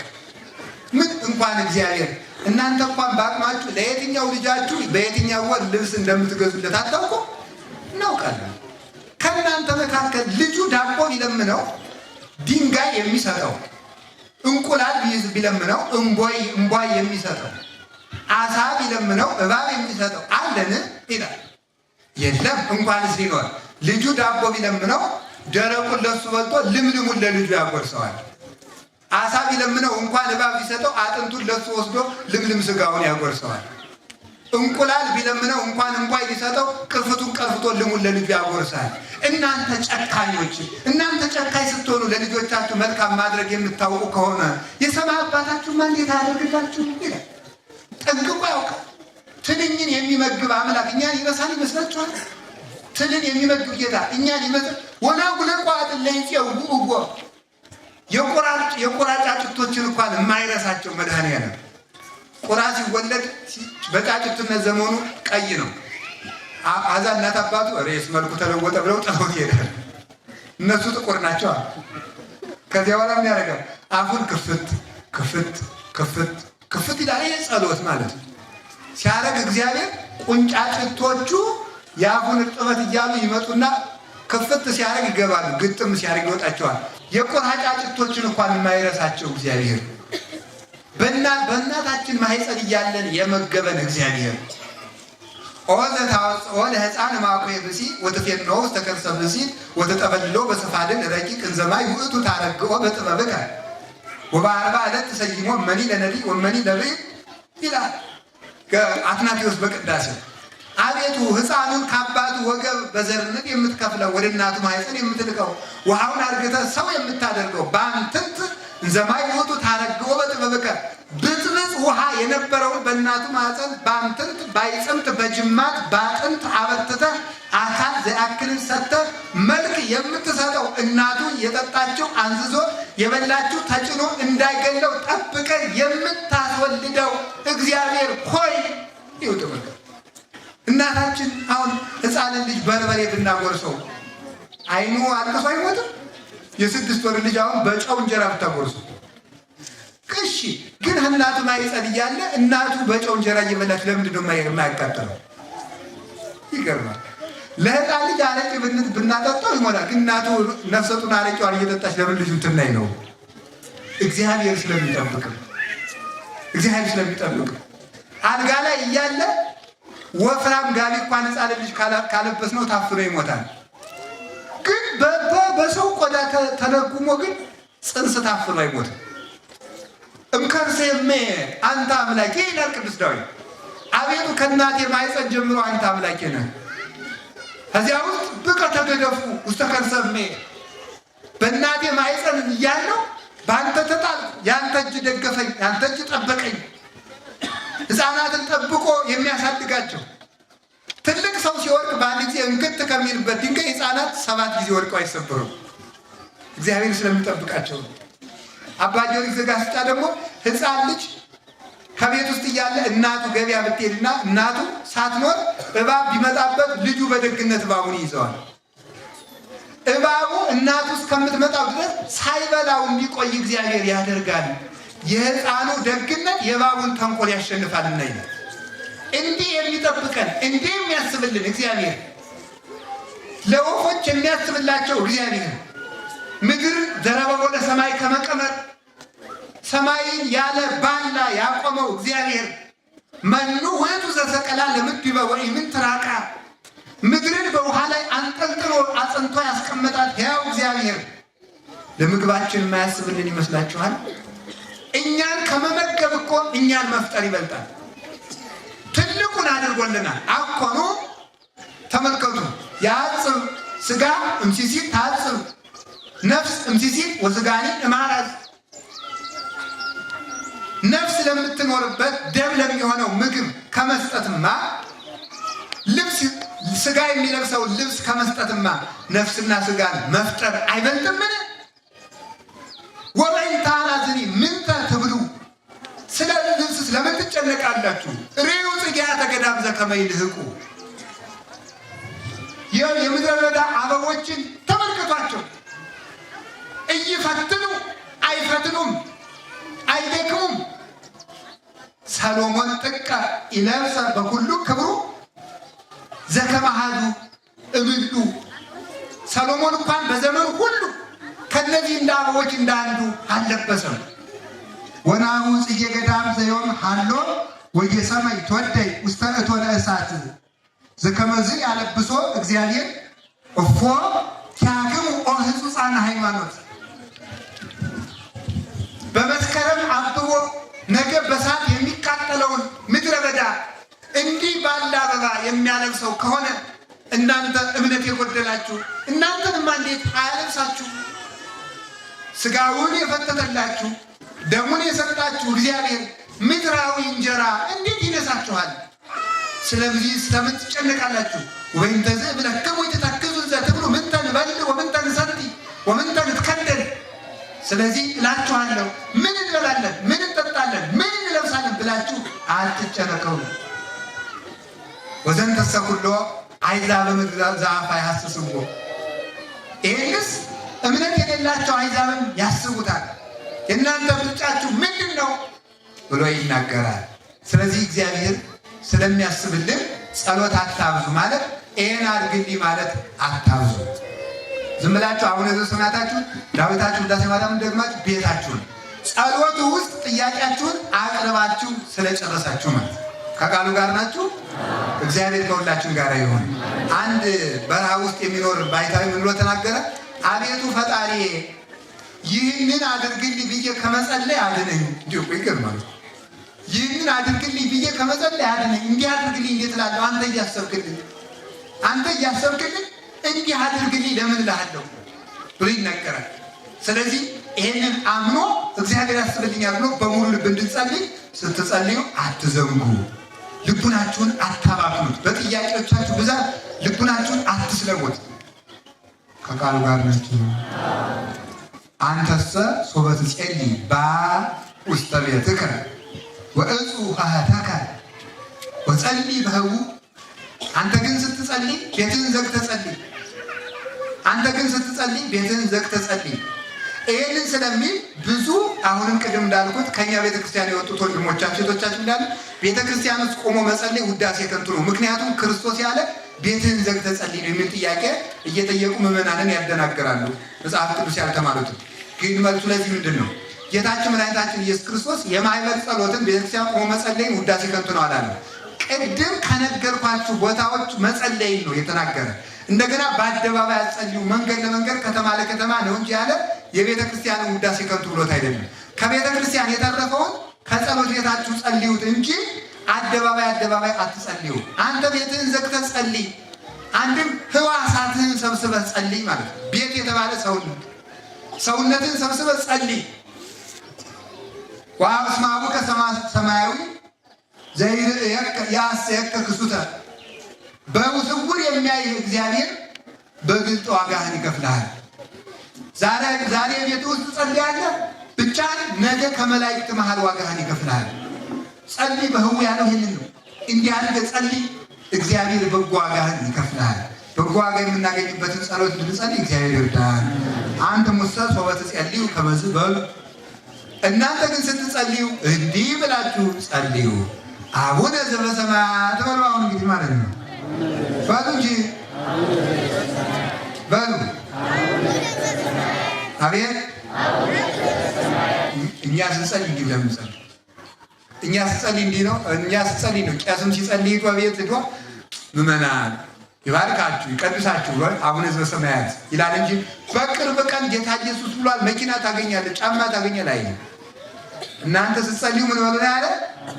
ጫማ ታገኛለህ፣ መኪና ትገዛለህ በሉ አላለም። ቤት ትገዛለህ በሉ አላለም። እግዚአብሔርን እመን ብሎ አቡነ ዘበሰማያት በሉ ነው። እናንተስ የመጣች ሌሎች አሉ ማለት ነው። እንደኛ አድርገው የማይጸልዩ አንትሙሰ ዝም ላይ የመጣች አይደለችም። ይቺ የመጣችው ምንድን ናት? ግና ለእናንተ ግን ሌሎቹ እንዲህ ይጸልያሉ፣ ግብዞች ናቸው። እናንተ ግን እንዲህ አድርጋችሁ ጸልዩ። ምን ብላችሁ? አቡነ ዘበሰማያት አባታችን ሆይ በሉ እንጂ። አቤት አባታችን ሆይ በሉ እስቲ። ይሄ እኮ በጣም የሚያኮራ ጸሎት እኮ ነው። እውነት እንደዚህ ማለት እኮ እድል እኮ ነው። አንድ የኤሌመንታሪ ትምህርት ቤት ርዕሰ መምህር ልጅ እኮ በዚያ ሲያልፍ እኮ ይሄ እኮ የርዕሰ መምህሩ ልጅ ነው ይባላል። ይሄ የርዕሰ መምህሩ ልጅ፣ ይሄ እኮ የፖሊስ የገሌ ልጅ እኮ ነው ይባላል። እኛ የታላቁ የልዑል እግዚአብሔር ልጆች ነው። ደስ ይላል በእውነት ማለት ከዚህ በላይ ክብር የለም። አዛኝ እኔ በጣም ነው ደስ የሚል። እግዚአብሔርን አባት ብሎ ከመጥራት በላይ ክብር የለም። እግዚአብሔርን አባት ንጉሳችን፣ ጌታችን እሳት ይወደስ ቅድሜሁ አእላፋት ይጥላቅው ይላል ዳንኤል፣ ትንቢተ ዳንኤል ምዕራፍ 11 ላይ እሳት በመንበሩ የሚንቆረቆሩለትን አእላፍ መላእክት እንደ ሻሽ የሚነጠፉለትን፣ እንደ ቅጠል የሚረግፉለትን፣ እንደ ግንድ የሚረበረቡለትን አንተን ማየት አይቻልንም ብለው በክሌ ክነፍሆሙ ይከድኑ ገጾሙ ፊታቸውን የሚሸፍኑለት ነው። በአንተ ፊት መቆም አንችልም ብለው በክሌ ክነፍሆሙ ይከድኑ እግራቸውን በሁለት ክንፋቸው የሚሸፍኑለት ነው። የትም ብንዞር አንተን አንመረምርም ብለው በክሌ ክነፍሆሙ ይሰሩ አንጻር ወይም ቅዱስ ቅዱስ ቅዱስ እግዚአብሔር ጸባኦት ፍጹም ምሉ ሰማያት ወምድረ ቅድሳተ ስብሐቲከ ብለው የሚያመሰግኑለትን አምላክ አባታችን ሆይ ብለህ ስትጠራው እንዴት ደስ ይላል! እንዲህ ማለትን ከመውደድ በላይ ምን ፍቅር አለ?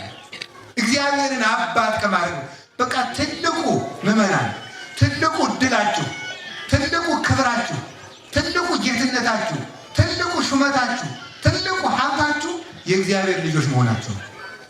ይህን በማግኘታችሁ ብቻ ደስ ሊላችሁ ይገባል። ሲያን ጊዜ እግዚአብሔር ይመስገን በሉ። ልጆቹ ባሮቹ ለመሆን የማንበቃውን በሉ ልጆቹ ስላደረገ ማን ይመስገን? እኛ ባለስልጣኖች ነን። በእውነቱ የንጉሥ ልጆች ስለሆኑ ባለስልጣኖች ነን። የንጉሠ ነገሥት የእግዚአብሔር የክርስቶስ ልጆች ነን። አባታችን ሆይ ምን አድርጎናል? በምን ወልዶናል? አንደኛ በምን ወልዶናል ካላችሁኝ፣ በምን የወለደን? አንድ በፍጥረት ወልዶናል። በፍጥረት ማለት መፍጠሩ መውለዱ ነው። ልጅ ከአባቱ እንዲገኝ ፍጥረትም ከእግዚአብሔር ስለተገኘ በቀዳማዊ ልደታችን በተፈጥሮ የእሱ ልጆች ነው። ሁለት በምን ወልዶናል? በፍጥረት ወልዶናል። በእናት አባታችን እንድንወለድ ያደረገ እሱ ስለሆነ አሁንም አባታችን ነው። ሶስት በምን ወልዶናል? በዮርዳኖስ ከጥምቀት ወልዶናል። በጥምቀት ልጆች ሆነናል። እናታችን ታቅፋ ወስዳን ወንዶች በ40 ቀን ሴቶች በ80 ቀን ቄሱ በሚታይ ውሃ እያጠመቀ በሚታይ መስቀል እየባረከ የሚታይ ቄስ እያጠመቀ ከማይታዩ ከስላሴ ተወልደን እንመልሳለን። ትልቅ ረቂቅ ልደትን አድርገን ስንጠመቅ ሕፃን ልጅ ምን የሀብታም ልጅ ቢሆን ራቁቱን ነው ከነ ልብሱ ነው የሚጠመቅ? ንገሩኝ። ለምንድን ነው ካላችሁኝ፣ ክርስቶስን ሊለብስ ስለሆነ እኮ ነው። ጥምቀት ላይ ሰው አውልቆ የሚጠመቀው ክርስቶስን ሊለብስ ነው። ሴቶች ካደጉ በኋላ ለአቅመ ሔዋን ከደረሱ በኋላ በሌላ እምነት ኑረው ሊጠመቁ ሲመጡ ከራሳቸው ላይ ቀለበት ቢኖራቸው፣ ከእጃቸው ላይ ቀለበት ቢኖራቸው፣ ሴቶች ጌጥ ወዳጅ አይደሉ? ብዙ ጌጣጌጥ ቢኖራት አውልቃ ነው የምትጠመቁ። ወርቁንም ቢሆን ምን ማለቷ ነው? ሄዱና ፍትሐ ነገሥት ላይ ተረጉምታ እኔም የኔ ጌጥ ክርስቶስ ነው ማለት ነው። የኔ ገንዘቤ ክርስቶስ ነው፣ ልብሴ ክርስቶስ ነው ለማለት ነው። እንዲህ አድርጎ ወልዶናልና በምን ይወልደናል ካላችሁ ደግሞ አሁን በትምህርት ይወልዱናል። ወአነ ወለድኩክሙ በትምህርተ ክርስቶስ እንዳለ ቅዱስ ጳውሎስ በወንጌል የወለደን ክርስቶስ ነው። እንደገና ደግሞ በምን ይወልደናል? በንስሐ ይወልደናል። ንስሐ ማህፀናል። አረጋዊ መንፈሳዊ ነው ላይ ይናገራል። አካል የሌለውን የወንድ ዘር ከሴቶች ማህፀን አካል ይዞ እንደሚገኘው ሁሉ ሰውነቱ በኃጢአት ሽባ የሆነበት ሰው ከንስሐ ማህፀን እንደገና ቅዱስ አካል ይዞ ይወለዳል። እርኩስ የነበረው ቅዱስ ይሆናል። ዘማዊ የነበረው ድንግል ይሆናል። በንስሐ ደግሞ በተክሊል ላግባ እንዳትሉ። ደናግል የሚወርሱትን አንድ ነገር ልንገራችሁ። 3 የማይታወቁ ነገሮች አሉ ይላል ሰሎሞን። የመርከብ ዱካ በባህር ላይ ይታወቃል።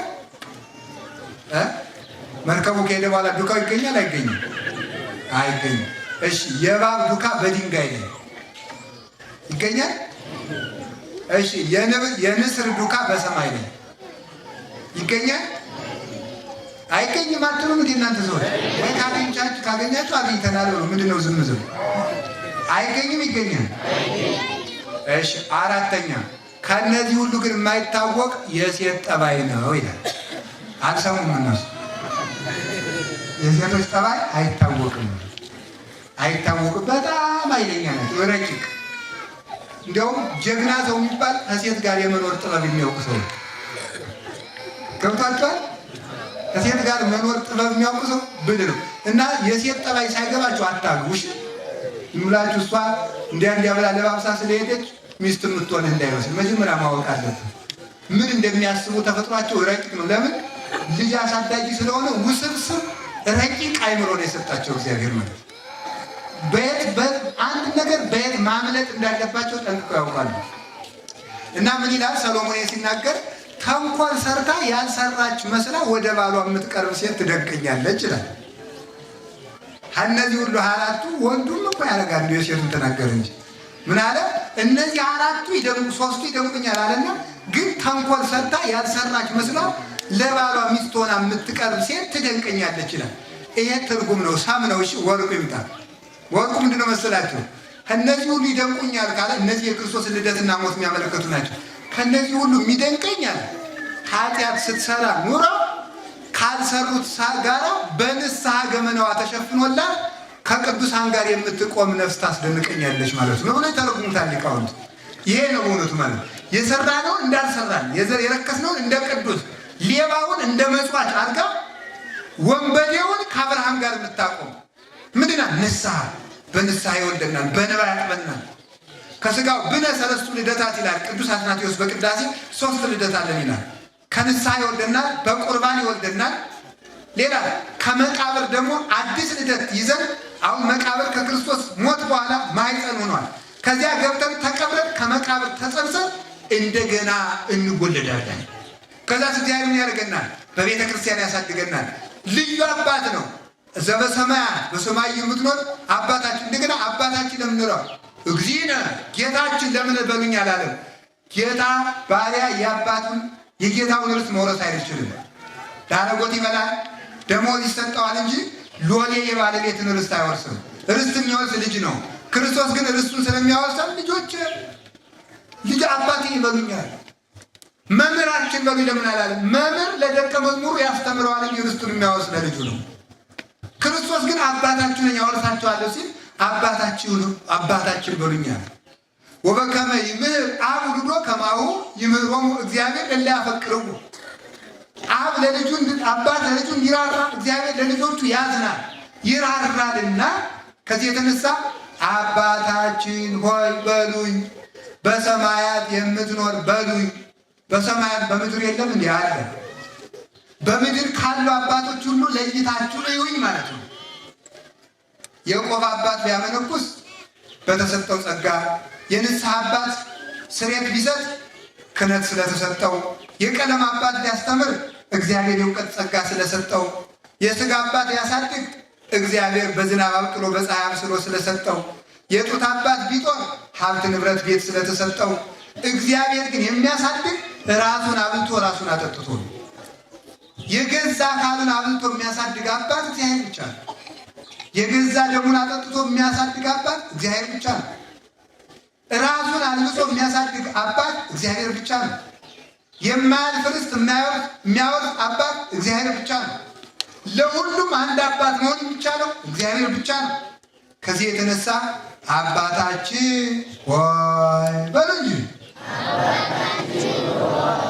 በሰማይ የምትኖር አንድም በሰማይ የምትኖር ርስት አባታችሁ ሰማያዊ እንደሆነ እናንተም ሰማያውያን ናችሁ እና ሕሊናችሁንም ሰማያዊ አድርጉት፣ ተስፋችሁንም ሰማያዊ አድርጉት። የላዩን አስቡ፣ ምድራውያን አትሁኑ። ሕሊናችሁን ወደ ሰማይ ሰብስቡት፣ በሰቂለ ሕሊና ጸልዩ ለማለት በሰማያት የምትኖር አንድም በሰማይ የምትኖር የሚባለው ሰማይ ከፍ ያለ ነው። ልዑል እግዚአብሔር በሉኝ ማለት ነው።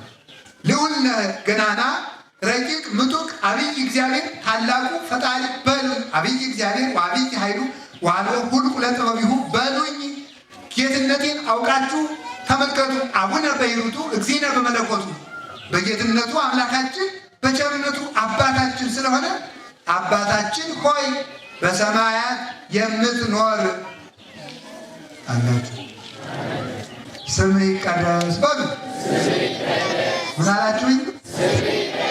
ስምህ ይቀደስ። ስምህ ይቀደስ ማለት ምን ማለት ነው? ቀደሰ ማለት ለየ ማለት ነው። አንድ ትርጉም ቀደሰ ለየ ማለት አንድነትህን ሶስትነትህን ግለጥልን ማለት ነው። ስምህ ይቀደስ ማለት አንድነትህን ሶስትነትህን ግለጥልን። የአብ ስም ምን እንደሆነ፣ የወልድ ስም ምን እንደሆነ፣ የመንፈስ ቅዱስ ስም ምን እንደሆነ ግለጥልን ማለት ሶስትነትህን በአንድነት አስረዳን ነው። ለምሳሌ አብ የሚለው ስም ወልድንም መንፈስ ቅዱስንም ያስረዳል። ቃል የሚለው ስም አብንም መንፈስ ቅዱስንም ያስረዳል። ትንፋስ የሚለው ስም አብንም ወልድንም መንፈስ ቅዱስንም ያስረዳል። አንዱን ብቻ ስንናገር ሶስቱንም ያመጡልናል ማለት ነው። ይህ ሊገለጥልን አለ። ግን ሶስቱ በአንዱ ስም ግን አይጠሩም። እይፈልጥ ስም አብ እምከዊነ ስም አብ ሀበ ከዊነ ወልድ ወሀበ ከዊነ መንፈስ ቅዱስ ወይፈልጥ ስመ ወልድ እምከዊነ ስመ ወልድ ሀበ ከዊነ አብ ወሀበ ከዊነ መንፈስ ቅዱስ ወይፈልጥ ስመ መንፈስ ቅዱስ እምከዊነ ስመ መንፈስ ቅዱስ ሀበ ከዊነ አብ ወሀበ ከዊነ ወልድ ይላል ሊቁ። ምን ማለት ነው? አብ ይባላል እንጂ ወልድ አይባልም፣ ወይም መንፈስ ቅዱስ አይባልም ተለውጦ። ወልድ ይባላል እንጂ አብ አይባልም፣ መንፈስ ቅዱስ አይባልም። መንፈስ ቅዱስ ይባላል እንጂ አብ አይባልም ወይም ወልድ አይባልም። ስለዚህ ምን ማለት ነው? ስምን ለይተን እንድናውቅ አድርገን። በዚያ ላይ ደግሞ አብ ማለት አባት ማለት ነው። ልብ ብላችሁ ስሙኝ። አብ ማለት አባት ማለት ነው። አንድ ሰው ልጅ ሳይኖረው አባት አይባልም። ይባላል? አቤት። አባት የሚባለው ምን ሲኖረው ነው? ልጅ ባለበት ሁሉ ማን ይባላል? አባት ይባላል። ከወለደ በኋላ አባት ይባላል። ልጅ ሳይኖረው አባት የሚባል ከሌለ አብ ማለት ወልድ ነበረ ማለት ነው። ተመልከቱ፣ ይህን ተመልክተን አሐቲ ቅድምና ሆሙ ለሥላሴ የሥላሴ ቀዳሚና ቀዳማዊነታቸው አንድ ነው። እንደዚህ ዓለም የልደት ስርዓት አባት ቀድሞ ልጅ ወደኋላ እንደሚሆን አይደለም። አኮ ከመ አብርሃም ዘይልቅ ይስሐቅ ወይስሐቅ ዘይልቅ ያዕቆብ አኮ ከማሁ ለመለኮት ኢይልቅ አብ እምወልድ ወልድኒ ኢይልቅ መንፈስ ቅዱስ ወመንፈስ ቅዱስኒ ኢይንስ ወልድ ይላል አባ ሕርያቆስ በቅዳሴ። አብርሃም ከይስሐቅ እንደሚበልጥ እንደሚቀድም፣ ይስሐቅ ከያዕቆብ እንደሚበልጥ እንደሚቀድም አኮ ከማሁ ለመለኮት እንዲህ አይደለም። አብ ከወልድ አይቀድምም፣ ወልድ ከመንፈስ ቅዱስ አይቀድምም፣ መንፈስ ቅዱስም ከወልድ ወደኋላ አይሆንም። ወይም ደግሞ በልደተ ስርዓት በስጋ የልደት ሕግ ተመልከቱ፣ አባት ተቀድሞ ልጅ ወደኋላ እንደሚመጣ የወለደው አብ እምድኅረ ዘመን አብ ወልድን ኑሮ የወለደው አይደለም።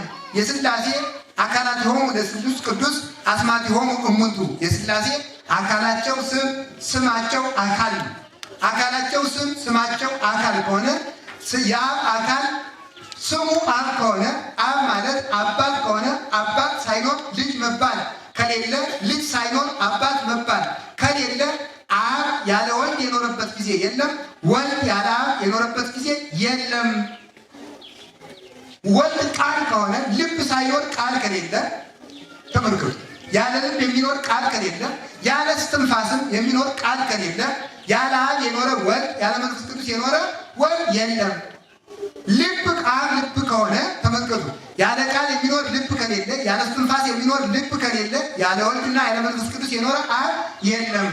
መንፈስ ቅዱስ እስትንፋስ ከሆነ ያለ ልብ የሚኖር እስትንፋስ፣ ያለ ቃል የሚኖር እስትንፋስ ከሌለ፣ ያለ አብና ያለ ወልድ የኖረ እስትንፋስ መንፈስ ቅዱስ የለም። ይሃሎ አብ ዘእንበለ ወልድ ወዘእንበለ መንፈስ ቅዱስ ከመ ቅጽበተ ዓይን አብ ያለ ወልድና ያለ መንፈስ ቅዱስ የዓይን ጥቅሻ ያህል ዘመን እንኳን ተቀድሞ አልኖረም። ወይ ሃሎ ወልድ ዘእንበለ አብ ወዘእንበለ መንፈስ ቅዱስ አሐተ ሰዓት ወይ ከመ ቅጽበተ ዓይን የዓይን ጥቅሻ ሰዓት እንኳን ያህል አልኖረም። ወይ ሃሎ መንፈስ ቅዱስ ዘእንበለ አብ ወዘእንበለ ወልድ አሐተ ሰዓት ወይ ከመ ቅጽበተ ዓይን መንፈስ ቅዱስ ያለ አብና ያለ ወልድ አንዲት ቅጽበት ያህል እንኳን አልኖረም። ሥላሴ አንድ መንግስት ናቸው፣ ሶስትም አይደሉም። እኔ ልብ አለኝ፣ ቃል አለኝ፣ እስትንፋስ አለኝ፣ ሶስት አይደሉም። ሥላሴ አብ ልብ፣ ወልድ ቃል፣ መንፈስ ቅዱስ እስትንፋስ ነው። ሶስት አምላክ አይደሉም። በቀዳማዊነቱ ልብን የቀደመ ቃል፣ ቃልን የቀደመ እስትንፋስ፣ እስትንፋስን የቀደመ ልብ፣ እስትንፋስን የቀደመ ቃል፣ ቃልን የቀደመ ልብ፣ ቃልን የቀደመ እስትንፋስ እንደሌለ አብን የቀደመ ወልድ፣ አብን የቀደመ መንፈስ ቅዱስ፣ ወልድን የቀደመ አብ፣ ወልድን የቀደመ መንፈስ ቅዱስ፣ መንፈስ ቅዱስን የቀደመ አብ፣ መንፈስ ቅዱስን የቀደመ ወልድ የለም። ስለዚህ ይባላሉ አንድ ቀዳማዊ አምላክ። እስኪ አንድ ቀዳማዊ አምላክ በሉ። ስለዚህ እንለዋለን ኦ አምላክ ዘላለም ቀዳሚ ወዳህሪ ዘዓለም ከጥንት ወይ ተፍጻሜት እንለዋለን። ቀዳማዊ እና ዳህራዊ አምላክ አንተ ነህ ብለን እግዚአብሔርን እናመሰግነዋለን። ይሄንን ግለጥልን ነው። ስምህ ይቀደስ ማለት አብ ማለት ምንድን ነው? ወልድ ማለት ምንድን ነው? ቃል ማለት ምንድን ነው የሚለው ግለጥልን። ክርስቲያን የመጀመሪያ እውቀቱ ይሄን ማወቅ ነው። ይሄንን አውቀን መኖር አለብን። ከዛ አላውቅም መልስ አይደለም። አሁን የዚህ ዘመን ሰው የሚመልሰው አለ።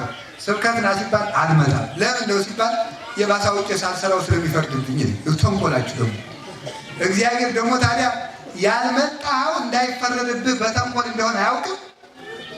ለምን አልፈጣም ብሎ ይፈርዳል። እግዚአብሔርን ይቸግረዋል። ተምረህ ለምን አልሰራህም ብሎ ይፈርዳል። አልተማርኩ ስትለው ደግሞ አትማርም ኖሯል። ስለዚህ መሳንጠን አውቀን መጸለይ ያለብን ይሄ ነው። መንግስቱ ማነው? ስምህ ይቀደስ በሉ። ስምህ ይቀደስ በሉ። በልጅ በሉ ጨምሩ።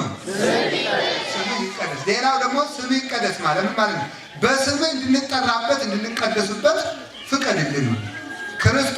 ክርስቲያን ነው እንጂ ክርስቲያን ማለት የክርስቶስ ገንዘቦች፣ የክርስቶስ አምሳሎች፣ የክርስቶስ ገንዘቦች፣ የክርስቶስ አርአያዎች፣ የክርስቶስ አምሳሎች፣ የክርስቶስ ተከታዮች፣ የክርስቶስ ልጆች፣ የክርስቶስ አገልጋዮች፣ የክርስቶስ በጎች፣ የክርስቶስ ባሮች፣ የክርስቶስ አካሎች ማለት ነው። ስለዚህ በዚህ ስም እንድንጠራ ፍቀድልን። በስም እንድንቀደስ ፍቀድልን። እፍረት ዘተሰውጠ ስምከ ይላል መኃልየ ዘሰሎሞን ምዕራፍ 1 ላይ ስምህ እንደሚፈስ ዘይት ነው አለ። ክርስቶስ የሚለው ስም በእኛ ስም ላይ ክርስቲያን ተብሎ ፈሶብን በስሙ እንድንቀደስ በስሙ እንድንጠራ አድርጎናልና ስምህ እንዲቀድሰን እንዲባርከን ፍቀድልን ማለት ነው። ከቃል ጋር ናችሁ። ሶስተኛ ስምህ በእኛ እንዲመሰገን አድርግልን ማለት። ስምህ በእኛ እንዲመሰገን ምን ማለት ይመስላችኋል? አንድ ሰው በጎ ሲሰራ፣ መልካም ሲሰራ፣ ድንቅ ሲሰራ አባቱን ያስመሰግናል። ማንን ያስመሰግናል? አይዟችሁ ንገሩኝ። አሁን አንዳንድ ሰው እየሰማችሁ ነው። አሁን የአንድ ሀገር ንጉሥ እናት አግኝቼ እንደው መንገድ ላይ አግኝቼ እናቴ ማን ይባላሉ ብላቸው ምንድን ነው የሚሆነው? አላወቅም እንዴ የጀግናው የገሌ እናት ነው ይላል። የራሳቸውን ስም ትተው አይደል? የራሳቸውን ስም ትተው እኮ ነው። ሰውየውን ደግሞ አግኝቼ ማን ይባላሉ ጋሼ ስላቸው የወዴት ነው ደግሞ አንተ አልሰማህም እንዴ የንጉሱ ልጅ እኮ የንጉሱ አባት እኮ ነኝ ይላል። የራሳቸውን ትተዋል። አያችሁ፣ በጎ ልጅ አባቱን ያኮራል፣ እናቱን ያኮራል። ወልድ ጠቢብ ያስተፌስሕ አባሁ ይላል ሰሎሞን። ጠቢብ ልጅ አባቱን ደስ ያሰኛል። ሰው በልጁ ይኮራል። እናንተም በልጆቻችሁ እንድትኮሩ እግዚአብሔር ይርዳችሁ። አሁን የሚኮራ ልጅ ነው ያለ፣ የሚያኮራ ነው የሚያሳፍር ልጅ ነው ያለን። ሌባ ልጅ ግን አባቱ በአፋፍ እንደተቀመጠ በዚያ አበጓ ልጅ እንደተቀመጠ ሲመጣ ሲያው ይሄ አንተ ልጅ ነው ይላል አይደል? ያሳፍራል፣ አንገት ያስደፋል። ልጆቻችሁ እንዳያሳፍሯችሁ ቤተክርስቲያን አሳድጓቸው። እሺ በሉ። ቤተክርስቲያን ሲመጡ አንዲት ሴት ልጅ ወልዳ ልጇን ከቤት ጥላ ከመጣች ልጅ እኮ ትልቅ ጸጋ ነው ማምላክ። እንደ ልጅ ያለ ጸጋ የለም። ጥሩ ነው አይደለም? አሁን ከፋ አስበጀስን ያውን እዚህ ምለፈልፍላችሁ ብወለድ አይደለም? አዎ እናንተስ እግዚአብሔር የተመሰገነው እና ምሰሙ ልትወለዱ አይደለም? እና ልደት እኮ የተባረከ ሰው ክቡር እኮ ነው። ሰው ሲወለድ ሰው እኮ ምጥን ያህል ጀግና የሚያስረሳ ነው። እኔ ይደንቀኛል። ሴቶች በምጣቸው ጊዜ እንኳን ባላቸውን ሲጋቡ የነበሩ ሚዜዎች ሁሉ የሚያስጠሏቸው ይባላል። በምን ቀን አገባው ብለው ማለት ነው። ምን ሲይዛቸው መጽሐፍ እኮ ነው የሚለው። በእውነት ነው አይደረስ ነው። እንደምን ያለ ስቃይ የለም። ሞክረዋል እንዳትሉ ነግሬያቸዋለሁ። ምጥ በጣም ከባድ ስቃይ ነው። እንዲሁም የሕክምና ባለሙያዎች ካላቸው አግዙ እንደሚባለው ይቅርታ ቁጥሩን ልሳሳት እችላለሁ። ሴቶች በምጥ ጊዜ የሚሰማቸው ስቃይ ከጎና አጥንት 9 ሲሰበር የሚሰማውን ያህል ይባላል። በጣም እንዴት ያለ ከባድ እንደሆነ አስቡት። ለዚህ ነው ሲራክ የእናትህን ምጧን አትርሳ ያለ። የእናት ምጥ እናት ማለት እንዲያ ነው፣ እንዲቀላል አይደለች በእውነቱ ማለት ነው። እንዲህ አድርጋ የወለደች ነው። ታዲያ ያንን ምጥ ተመልከቱ። ያንን ምጥ እናት የምትረሳው መቼ ነው ካላችሁ ልጁን ወልዳ ስታየው። የአፍሪካው እንደው እንግዲህ በአገሪቱ እንደው ተከፍታ ስለወጥቷል ስትል የነበረችውና ልጁ ቆልጭ ሲል መሳቅ ትጀምራለች። ያው ሁሉ ስቃይ ተረስተው እኮ እንደው እግዚአብሔር ግን ቸር አይደል? ምጡን ምን ያደርገዋል? ያስረሳዋል። ምጥ ስቃይ ነው ማለት እና ልጅ ክቡር ነው። ምን ያስረሳል? ምጥ ያስረሳል። እንኳን ሌላ ችግር ረሃብን፣ ስቃይ፣ ረሃብ፣ ስደት፣ ገንዘብ ልጅ እንደው ሰርቶ መጦር እሱን ተው። እንደው ልጅ የሚደንቀኝ ምጥ ማስረሳቱ ነው። ያን ያህል ስቃይ ረስተውት እዚህ በኋላ መጫወት ይጀምራሉ። ጠላ ይቀዳል፣ እንጀራ ይቆረሳል፣ እንዲያ ይባላል ማለት ነው። ያስደንቃል። እዚህ በኋላ እናቶቻችን ምንም ችግር የላቸው። ለምንድን ነው ስትሉኝ፣ ልጅ የእግዚአብሔር መልክ ስለሆነ ነው። ልጁን ስታይ የምታየው እግዚአብሔር ስለሆነ ነው። የእግዚአብሔር መልክ ህፃናት፣ አሁን ህፃን ልጅ ዘመዳችን ቢሆን ባይሆን ቢያምን ህፃን ልጅ ቁልጭ ሲል ደስ የማይለው ሰው የለም። ለምን ስትሉ ህፃን ልጅ በደል ስለሌለበት እግዚአብሔርን ስለሚመስል እግዚአብሔርን ይመስላሉ ህፃናት። ታዲያ ልጅ መልካም ነው። ልጅን እንደማሳደግ ያለ መባረክ የለም። ትልቅ አገልግሎት ነው። ልጅን አበርክቶ ከኃጢአት ጠብቆ ለእግዚአብሔር ማሰባል አንዱ ልጅን ለማሳደግ ነው። ቤተክርስቲያን አምጧቸው። ቤተክርስቲያን ስትይዙ ልጆቻችሁን ይዛችሁ ነው መምጣት። አንድ ልጅ ከቤት መቅረት የለበትም። አንድ ልጅ እዚህ ቤተክርስቲያን መጥቶ ዕጣኑ ሊሸተው ይገባል። እንዲያው ልጅ ወልዳ ልጇን የአራስ ጊዜው አልፎ 40 ቀን ወይም 80 ቀን ሞልቶ ክርስትና ከተነሳ በኋላ ልጇን ከቤት ጥላ የምትመጣ እናት 3 በደል ትበድላለች። አንደኛ እግዚአብሔር የሰጣትን ጸጋ አቃላለች። ሁለተኛ ደግሞ ልጅ ማዘል አስጠልቷት፣ እመጫት መባል አስጠልቷት ዘማውያን ወንዶች እንዲመለከቷት ፈልጋለች። ሶስተኛ ደግሞ ልጆች ሕፃናት ልባቸው ንጹህ ነው። ልባቸው ንጹህ የሆኑ ሰዎች እግዚአብሔርን ያዩታልና ስናስቀድስ እኛ የማናየውን እግዚአብሔር ሕፃናት ያያሉ። ስለዚህ ልጁን እግዚአብሔርን እንዳያይ ከልክለው አስፍዳለች ማለት ነው። ስለዚህ በኋላ ልጆቻችሁ ቤተክርስቲያን ማምጣት አለባቸው። እያስተማራችሁ ደግሞ አሳድጓቸው። በሰንበት ትምህርት ቤት እየሰማችሁ ነው። አሁን ይህን ሰንበት ትምህርት ቤት እነዚህ ልጆች እውነቴን ነው። አሁን ይህን ጉባኤ አዘጋጅታ አስተማራችሁ ሰንበት ተማሪዎች ናቸው። ይህንን ሰንበት ትምህርት ቤት ጠንክራችሁ በሲሆን ሽማግሌዎች ሁሉ በቀር ልጆቻችሁ እየሰደደ ተማሩ። ደግሞ ምን አይነት ችግር ዲያብሎስ ክፉ አይደል? ሰንበት ትምህርት ቤት መጥተው ልጆች ጠንክረው እንዳያድጉ ደግሞ ምን ያደርጋል? ሰንበት ትምህርት ቤት እኮ መተጫጫ ነው ይላል አይልም? ይላል። እና ታዲያ ግሩ ዶ ሊያጭልህ ነው ሞኝ ናችሁ መሰለኝ። ማጨት እኮ ያለበት እንዲያውም ሰው ሰንበት ተማሪ ተጫጭቶ እንዲገባ መፍቀድ አለባቸው። ሰንበት ተማሪዎች እንዲተጫጩ ስለማትፈቅዱላቸው ተደብቀው ዝሙት እንዲሰሩ ልታደርጓቸው ነው ማለት ነው። ተጫጭተው እንዲጋቡ ግን ብንፈቅድላቸው ሕጋዊ ሆነው ወደ እናት አባት ይመጣሉ። ስለዚህ ማድረግ ያለባችሁ ሰንበት ተማሪዎች አንድ ላይ በሄዱ ቁጥር በተራመዱ ቁጥር ቤተክርስቲያን በመጡ ቁጥር እየተጫጩ እኮ ነው፣ ተበላሽተዋል። የገጠሩ ሰውማ ደግሞ በረዶ ነው የሚያስመጡን ይላል። እሱ የሰው ደንበር ሲገባ በረዶ አይመጣም ማለት ጠላውን የቀነደሸ ሳቁሮ ሲያደገድግ ሲያደር በረዶ አይመጣም። ሰፈር ሲሰፍር በረዶ አይመጣም። አይተጋምጡ ማምለክ ባህል ሲሽር እሱ የሰው ደንበር ይዘባ እንኳን ሌላ እኮ ሳር ሲሰርቅ ነው የሚያደርግ። ሳር ሰርቆ እያጨረ በዚያ በረዶ አይመጣም። ሰንበት ተማሪ ከበሮ ሲመጣ በረዶ ወረደ። ምን አለ አንድ ሞኝ የተከለውን 50 ሊቃውንት አይነቅሉትም ተብሎ አንድ ጅል የተከለውን። ስለዚህ ልጆቻቸውን ተንከባክባችሁ አሳድጋችሁ እናት አባትን ያስከብራሉ። አዳም የከበረ ቢወልድ ነው። እስቲ በሉ አዳም የከበረ በሉ።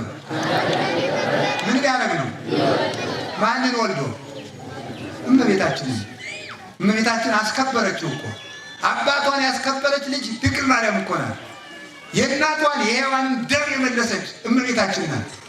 የሐናና የኢያቄም ልጅ ዲያብሎስን የተበቀለች አንተ ቀጣፊ እናቴ ሔዋንን እንዳታለልክ እኔን አታታልለኝ ብላ ዲያብሎስን ድል ነስታ ከቅዱስ ገብርኤል ብስራት ወልዳ እናቷ ሔዋን በሔዋን ጆሮ ሐዘን እንደተቆረቆረ የደስታ ፈሳሽን በጆሮዋ አውርዳ ለዓለም ፍስሐ ኩሉ ዓለም ክርስቶስን ወልዳ ሙሐዘ ፍስሐ የተባለችው እመቤታችን ናት። ልጅ ማለት እንደ ድንግል ማርያም ነው። ስለዚህ ልጆቻችሁን ቤተክርስቲያን እንድታሳድጉ እግዚአብሔር ይርዳል። ቆይ ስምህ ይቀደስ በሉ እንጂ። ስምህ ይቀደስ ማለት ስምህ በእኛ እንዲከበር አድርግ፣ አንተን የሚያስመሰግን ስራ እንድትሰራ አድርገን ማለት ነው ብሎ ሊቁ ቅዱስ ዮሐንስ አፈወርቅ ይተረጉመዋል። አንድ ሰው ስምህ ይቀደስ ስላለ ብቻ ይህንን ጸሎት ተገበሩ አይባልም። እግዚአብሔርን የሚያስመሰግን ስራ ሲሰራ ነው ይላል። ለምሳሌ ቅድም ባልኳቸው አንቀጽ እግዚአብሔር ሙሴን ወደ ግብፅ ሂድ ሲለው ማላከኝ ብዬ ልሂድ አለ። እኔ እግዚአብሔር ነኝ አላለም። ምንድን ነው ያለው? አያችሁ፣ እንደቀድሞ እኔ ንጉሡ አባት ነኝ እንዳለው ሰውዬ እኔ የደጋጎቹ የአብርሃም ይስሐቅ የያዕቆብ አምላክ እግዚአብሔር ነኝ አለ። እግዚአብሔር በአብርሃም በይስሐቅ በያዕቆብ ስም ተመክቶበት ማለት ነው። ስማቸው የሚያኮራ ስለሆነ በሰው ፊት የሚያፍርብኝን በአባቴ ፊት አፍርበታለሁ ያለ ነው። ኢሳይያስም ወበእንቲአክሙ ይጸርፉ አሕዛብ ላዕለ ስመ እግዚአብሔር። አንዳንድ ሰው እንደው እስላሞች እንኳን የሚስቁባችሁ ሰዎች የላችሁ? በዓል ረቡ እንደው እስላም ጓደኛቸው ግጥም ስታሉ እንዴ አንተ ረቡ እኮ ነው ክርስቲያን አይደል የሚሏችሁ ማለት ነው። ይሄ እግዚአብሔር የሚያሰግድ ሰው የሚባል ነው። እግዚአብሔር ማስመስገን ማለት ክርስቲያኖች እኮ አምላካቸውን የሚመስሉ ተብሎ መልካም ሰርተን ያንተን ስም እንድናስመሰግን እግዚአብሔር እርዳን በሉኝ ማለት ነው። አላችሁ? አንድ ሰው ጨካኝ ንጉሥ ነግሶ ያ ጨካኝ ንጉሥ ክርስቲያኖችን ሲያሰቃይ ጊዜ ሰጠኝ ብሎ ደግሞ አንድ የዚያ የተሾመው ሰው ዘመድ የሆነ አንድ ሰው አንድን ክርስቲያን ያሳድደው ነበር። ምን ይል እያለ ይጸልይለት ነበር መሰላችሁ? ገሃነመ እሳትና መንግሥተ ሰማያትን ባያውቅ ነውና ልብ ስጠው እያለ ይጸልይለታል፣ እያሰደደው ማለት ነው። ዘመን ሲሰጣችሁ ሰው መበደል ነው። ዘመን መገላበጡ አይቀርምና ያ ጨካኝ ሃይማኖት የለሽ ንጉሥ ተሽሮ ክርስቲያን ንጉሥ ነገሰ። ሲነግስ ያኛው በባለ ጊዜ ዘመዱ ተመክቶ አንዱን ክርስቲያን ከዋለበት አላውል ካደረበት አላሳድር ይህ የነበረው ያ ሰውዬ ምን ብሎ ተናገረ መሰላችሁ? ዘመን ሰጥቶታልና ቀድሞ ሳሳድደው የነበረው ያ ክርስቲያን ምን ያረገኝ ይሆን ብሎ ተጨነቀ። እሱስ እንኳን ሊያሰቃይ ገሃነመ እሳትንና ጣዕመ መንግሥተ ሰማያትን ባያውቅ ነው ማረው እያለ እየጸለየልህ ነው አለ። አሃ እኒህ ክርስቲያኖች እነሱ ያማሩ ፈጣሪያቸው ቢያምር ነው፣ እነሱ የራሩ ፈጣሪያቸው ቸር ቢሆን ነው ብሎ ክርስቲያን ሆነ። ለማን ሲባል በዚያ በሰውየው መልካምነት ማለት ነው። በሰውየው መልካምነት ሃይማኖት የሌላቸው ሰዎች እኛን ይታዘቡናል። መኪና ውስጥ ስንሄድ አመፀኛው ክርስቲያን ነው። ይሁት መኪናው ሲሳፈር እስቲ ይህን ወንበር ቀይርልኝ፣ ይህን ወንበር እስቲ ይህችን ወንበር ልቀይር። እኒህ ሽማግሌ እንዴት ትቀይረኛለህ? መጀመሪያ ያስኩት ወንበር እኮ ነው። መጀመሪያ ያስከውል አትሄድም ደንባራ ምናምን ይለ አይምሮ እኮ የለን ቦሎት እንዲሁ አሁን እኛ እንዲሁ ክርስቲያን እንመስላለን። ዓለማውያን እኮ ስንጫጭ ወረፋ ስንጠብቅ ሃይማኖት የሌላቸው ሰዎች ክርስቲያን ሊሆን ይፈልጓል። እኛ ላይ ወደ ክርስቲያን እንደነዚህ ከሆነ አልሆንም ብሎ እኮ ሊቀሩ ይችላሉ። ስንናገር አገር አይብቃይ ስንል ስንበላ ጾሙን ስንሽል አሁን መኪና ውስጥ ስብሰባው ስንቱ ሰው ትታዘቡታላችሁ። ስብሰባው ውስጥ ሚሪንዳና ቦምቦሊኖ ስላለው ብቻ ያችን እንዳታመጡ 4 ሰዓት የሚበላ ሰው ያ እንዳመጣው። አውሮፕላን ውስጥ ኬክ አለች ሆነች እኮ ሎሚ የምታከል ኬክ እኮ ናት። እስከ 9 ሰዓት የሚጾመው ሰውዬ 6 ሰዓት ብትሉ። እኔ የዛሬ 3 ዓመት ነው ወር አካባቢ አዲስ አበባ ላንድ ባይሰር ሰውየው አውሮፕላን ቁጭ ብሎ የ6 ሰዓት ፍላይት ነውና ይበላል። እየበላ እኔ ምለውት አባይ ነኝ አንድ ነገር ነው በጣም ይደንቀኛል። የሚገርመው ምንድን ነው አዲስ አበባ ውስጥ ጽጌ ጾም ላይ ካህናት በስጋ ይበላል እና በጣም ነው ማዝነው ይላል። እሱ ስንት ሰዓት ነው የሚበላ? አጠገብ እየበላ ማለት ነው። እንደዛ ነው ልቁ አይድረስ እኮ ነው ጽጌ ጾም እና ሰዎች እንዴት እንደሚታዘቡን ማወቅ አለብን። እነሱ እኮ አሁን ሌሎች እኮ ጾማቸውን ምራቃቸውን እንኳን እንትፍ እያሉ ነው የሚጾሙ። እኛ እንደዚያ ምራቅ ያገርፋል የሚል የለንም። ግን ሰዎች እኛን እንዳይታዘቡን ወረፋ ስትጠብቁ፣ መብራት ኃይል ሊሆን ይችላል፣ ደሞዝ ስትቀበሉ ሊሆን ይችላል፣ ስትሳፈሩ ሊሆን ይችላል፣ ሌሎች ሰዎች ሊታዘቡ እንደሚችሉ ማወቅ አለባቸው። ገራገር መሆን አለብን። መልሴን አምጣ አይቻልም እንዴ? ስንት ሰው እኮ ነው ስንት ሰው አለ እኮ ነው። ብር ከ50 እኔ ብዙ ቀን መቼም ዘዋሪ ስለሆንኩ ብዙ ነገር አይቻልም። ብር ከ50 መልስ አዲስ አበባ አደርሳችኋለሁ ብሎ መንገድ ቀርቶ ብር ከ50ችን አምጣ ዘማሪ እኮ ነው። ለዘማሪነት አሁን ጉባኤ ይሄን ነው ሰውዬ እንዳትነግሩት። ይሄን ነው ሰውዬ አሁን ቀሚሱ አብሮ ስለሌለ አዲስ አበባ አደርሳችኋለሁ ብላል ብር ከ50ችን መልስ አንቄ ነው የምጥልሽ አንገቱን ዞ ማለት አሁን የክርስቲያንነት መልስልኝ አልመለሰ በሕግ እንጠይቃለን። ይኸው ግን ተወው ለብር ከ50 ይተዋል እኮ አንዳንድ ጊዜ ማለት ብልሆች መሆን ይተገባል። እያንዳንዱ እንቅስቃሴያችን እንደ ጨው የተቀመመ መሆን አለበት። ይህን ነው ስምህ ይቀደስ ማለት። እኒህ ክርስቲያኖች እኮ መልካም ናቸው፣ ፈጣሪያቸው መልካም ቢሆን እኮ ነው እንድንባል ስራ ሰርተን ስምህን ለማስከበር ያብቃል፣ አንተን ከማሰደብ ሰውረን ማለት ነው።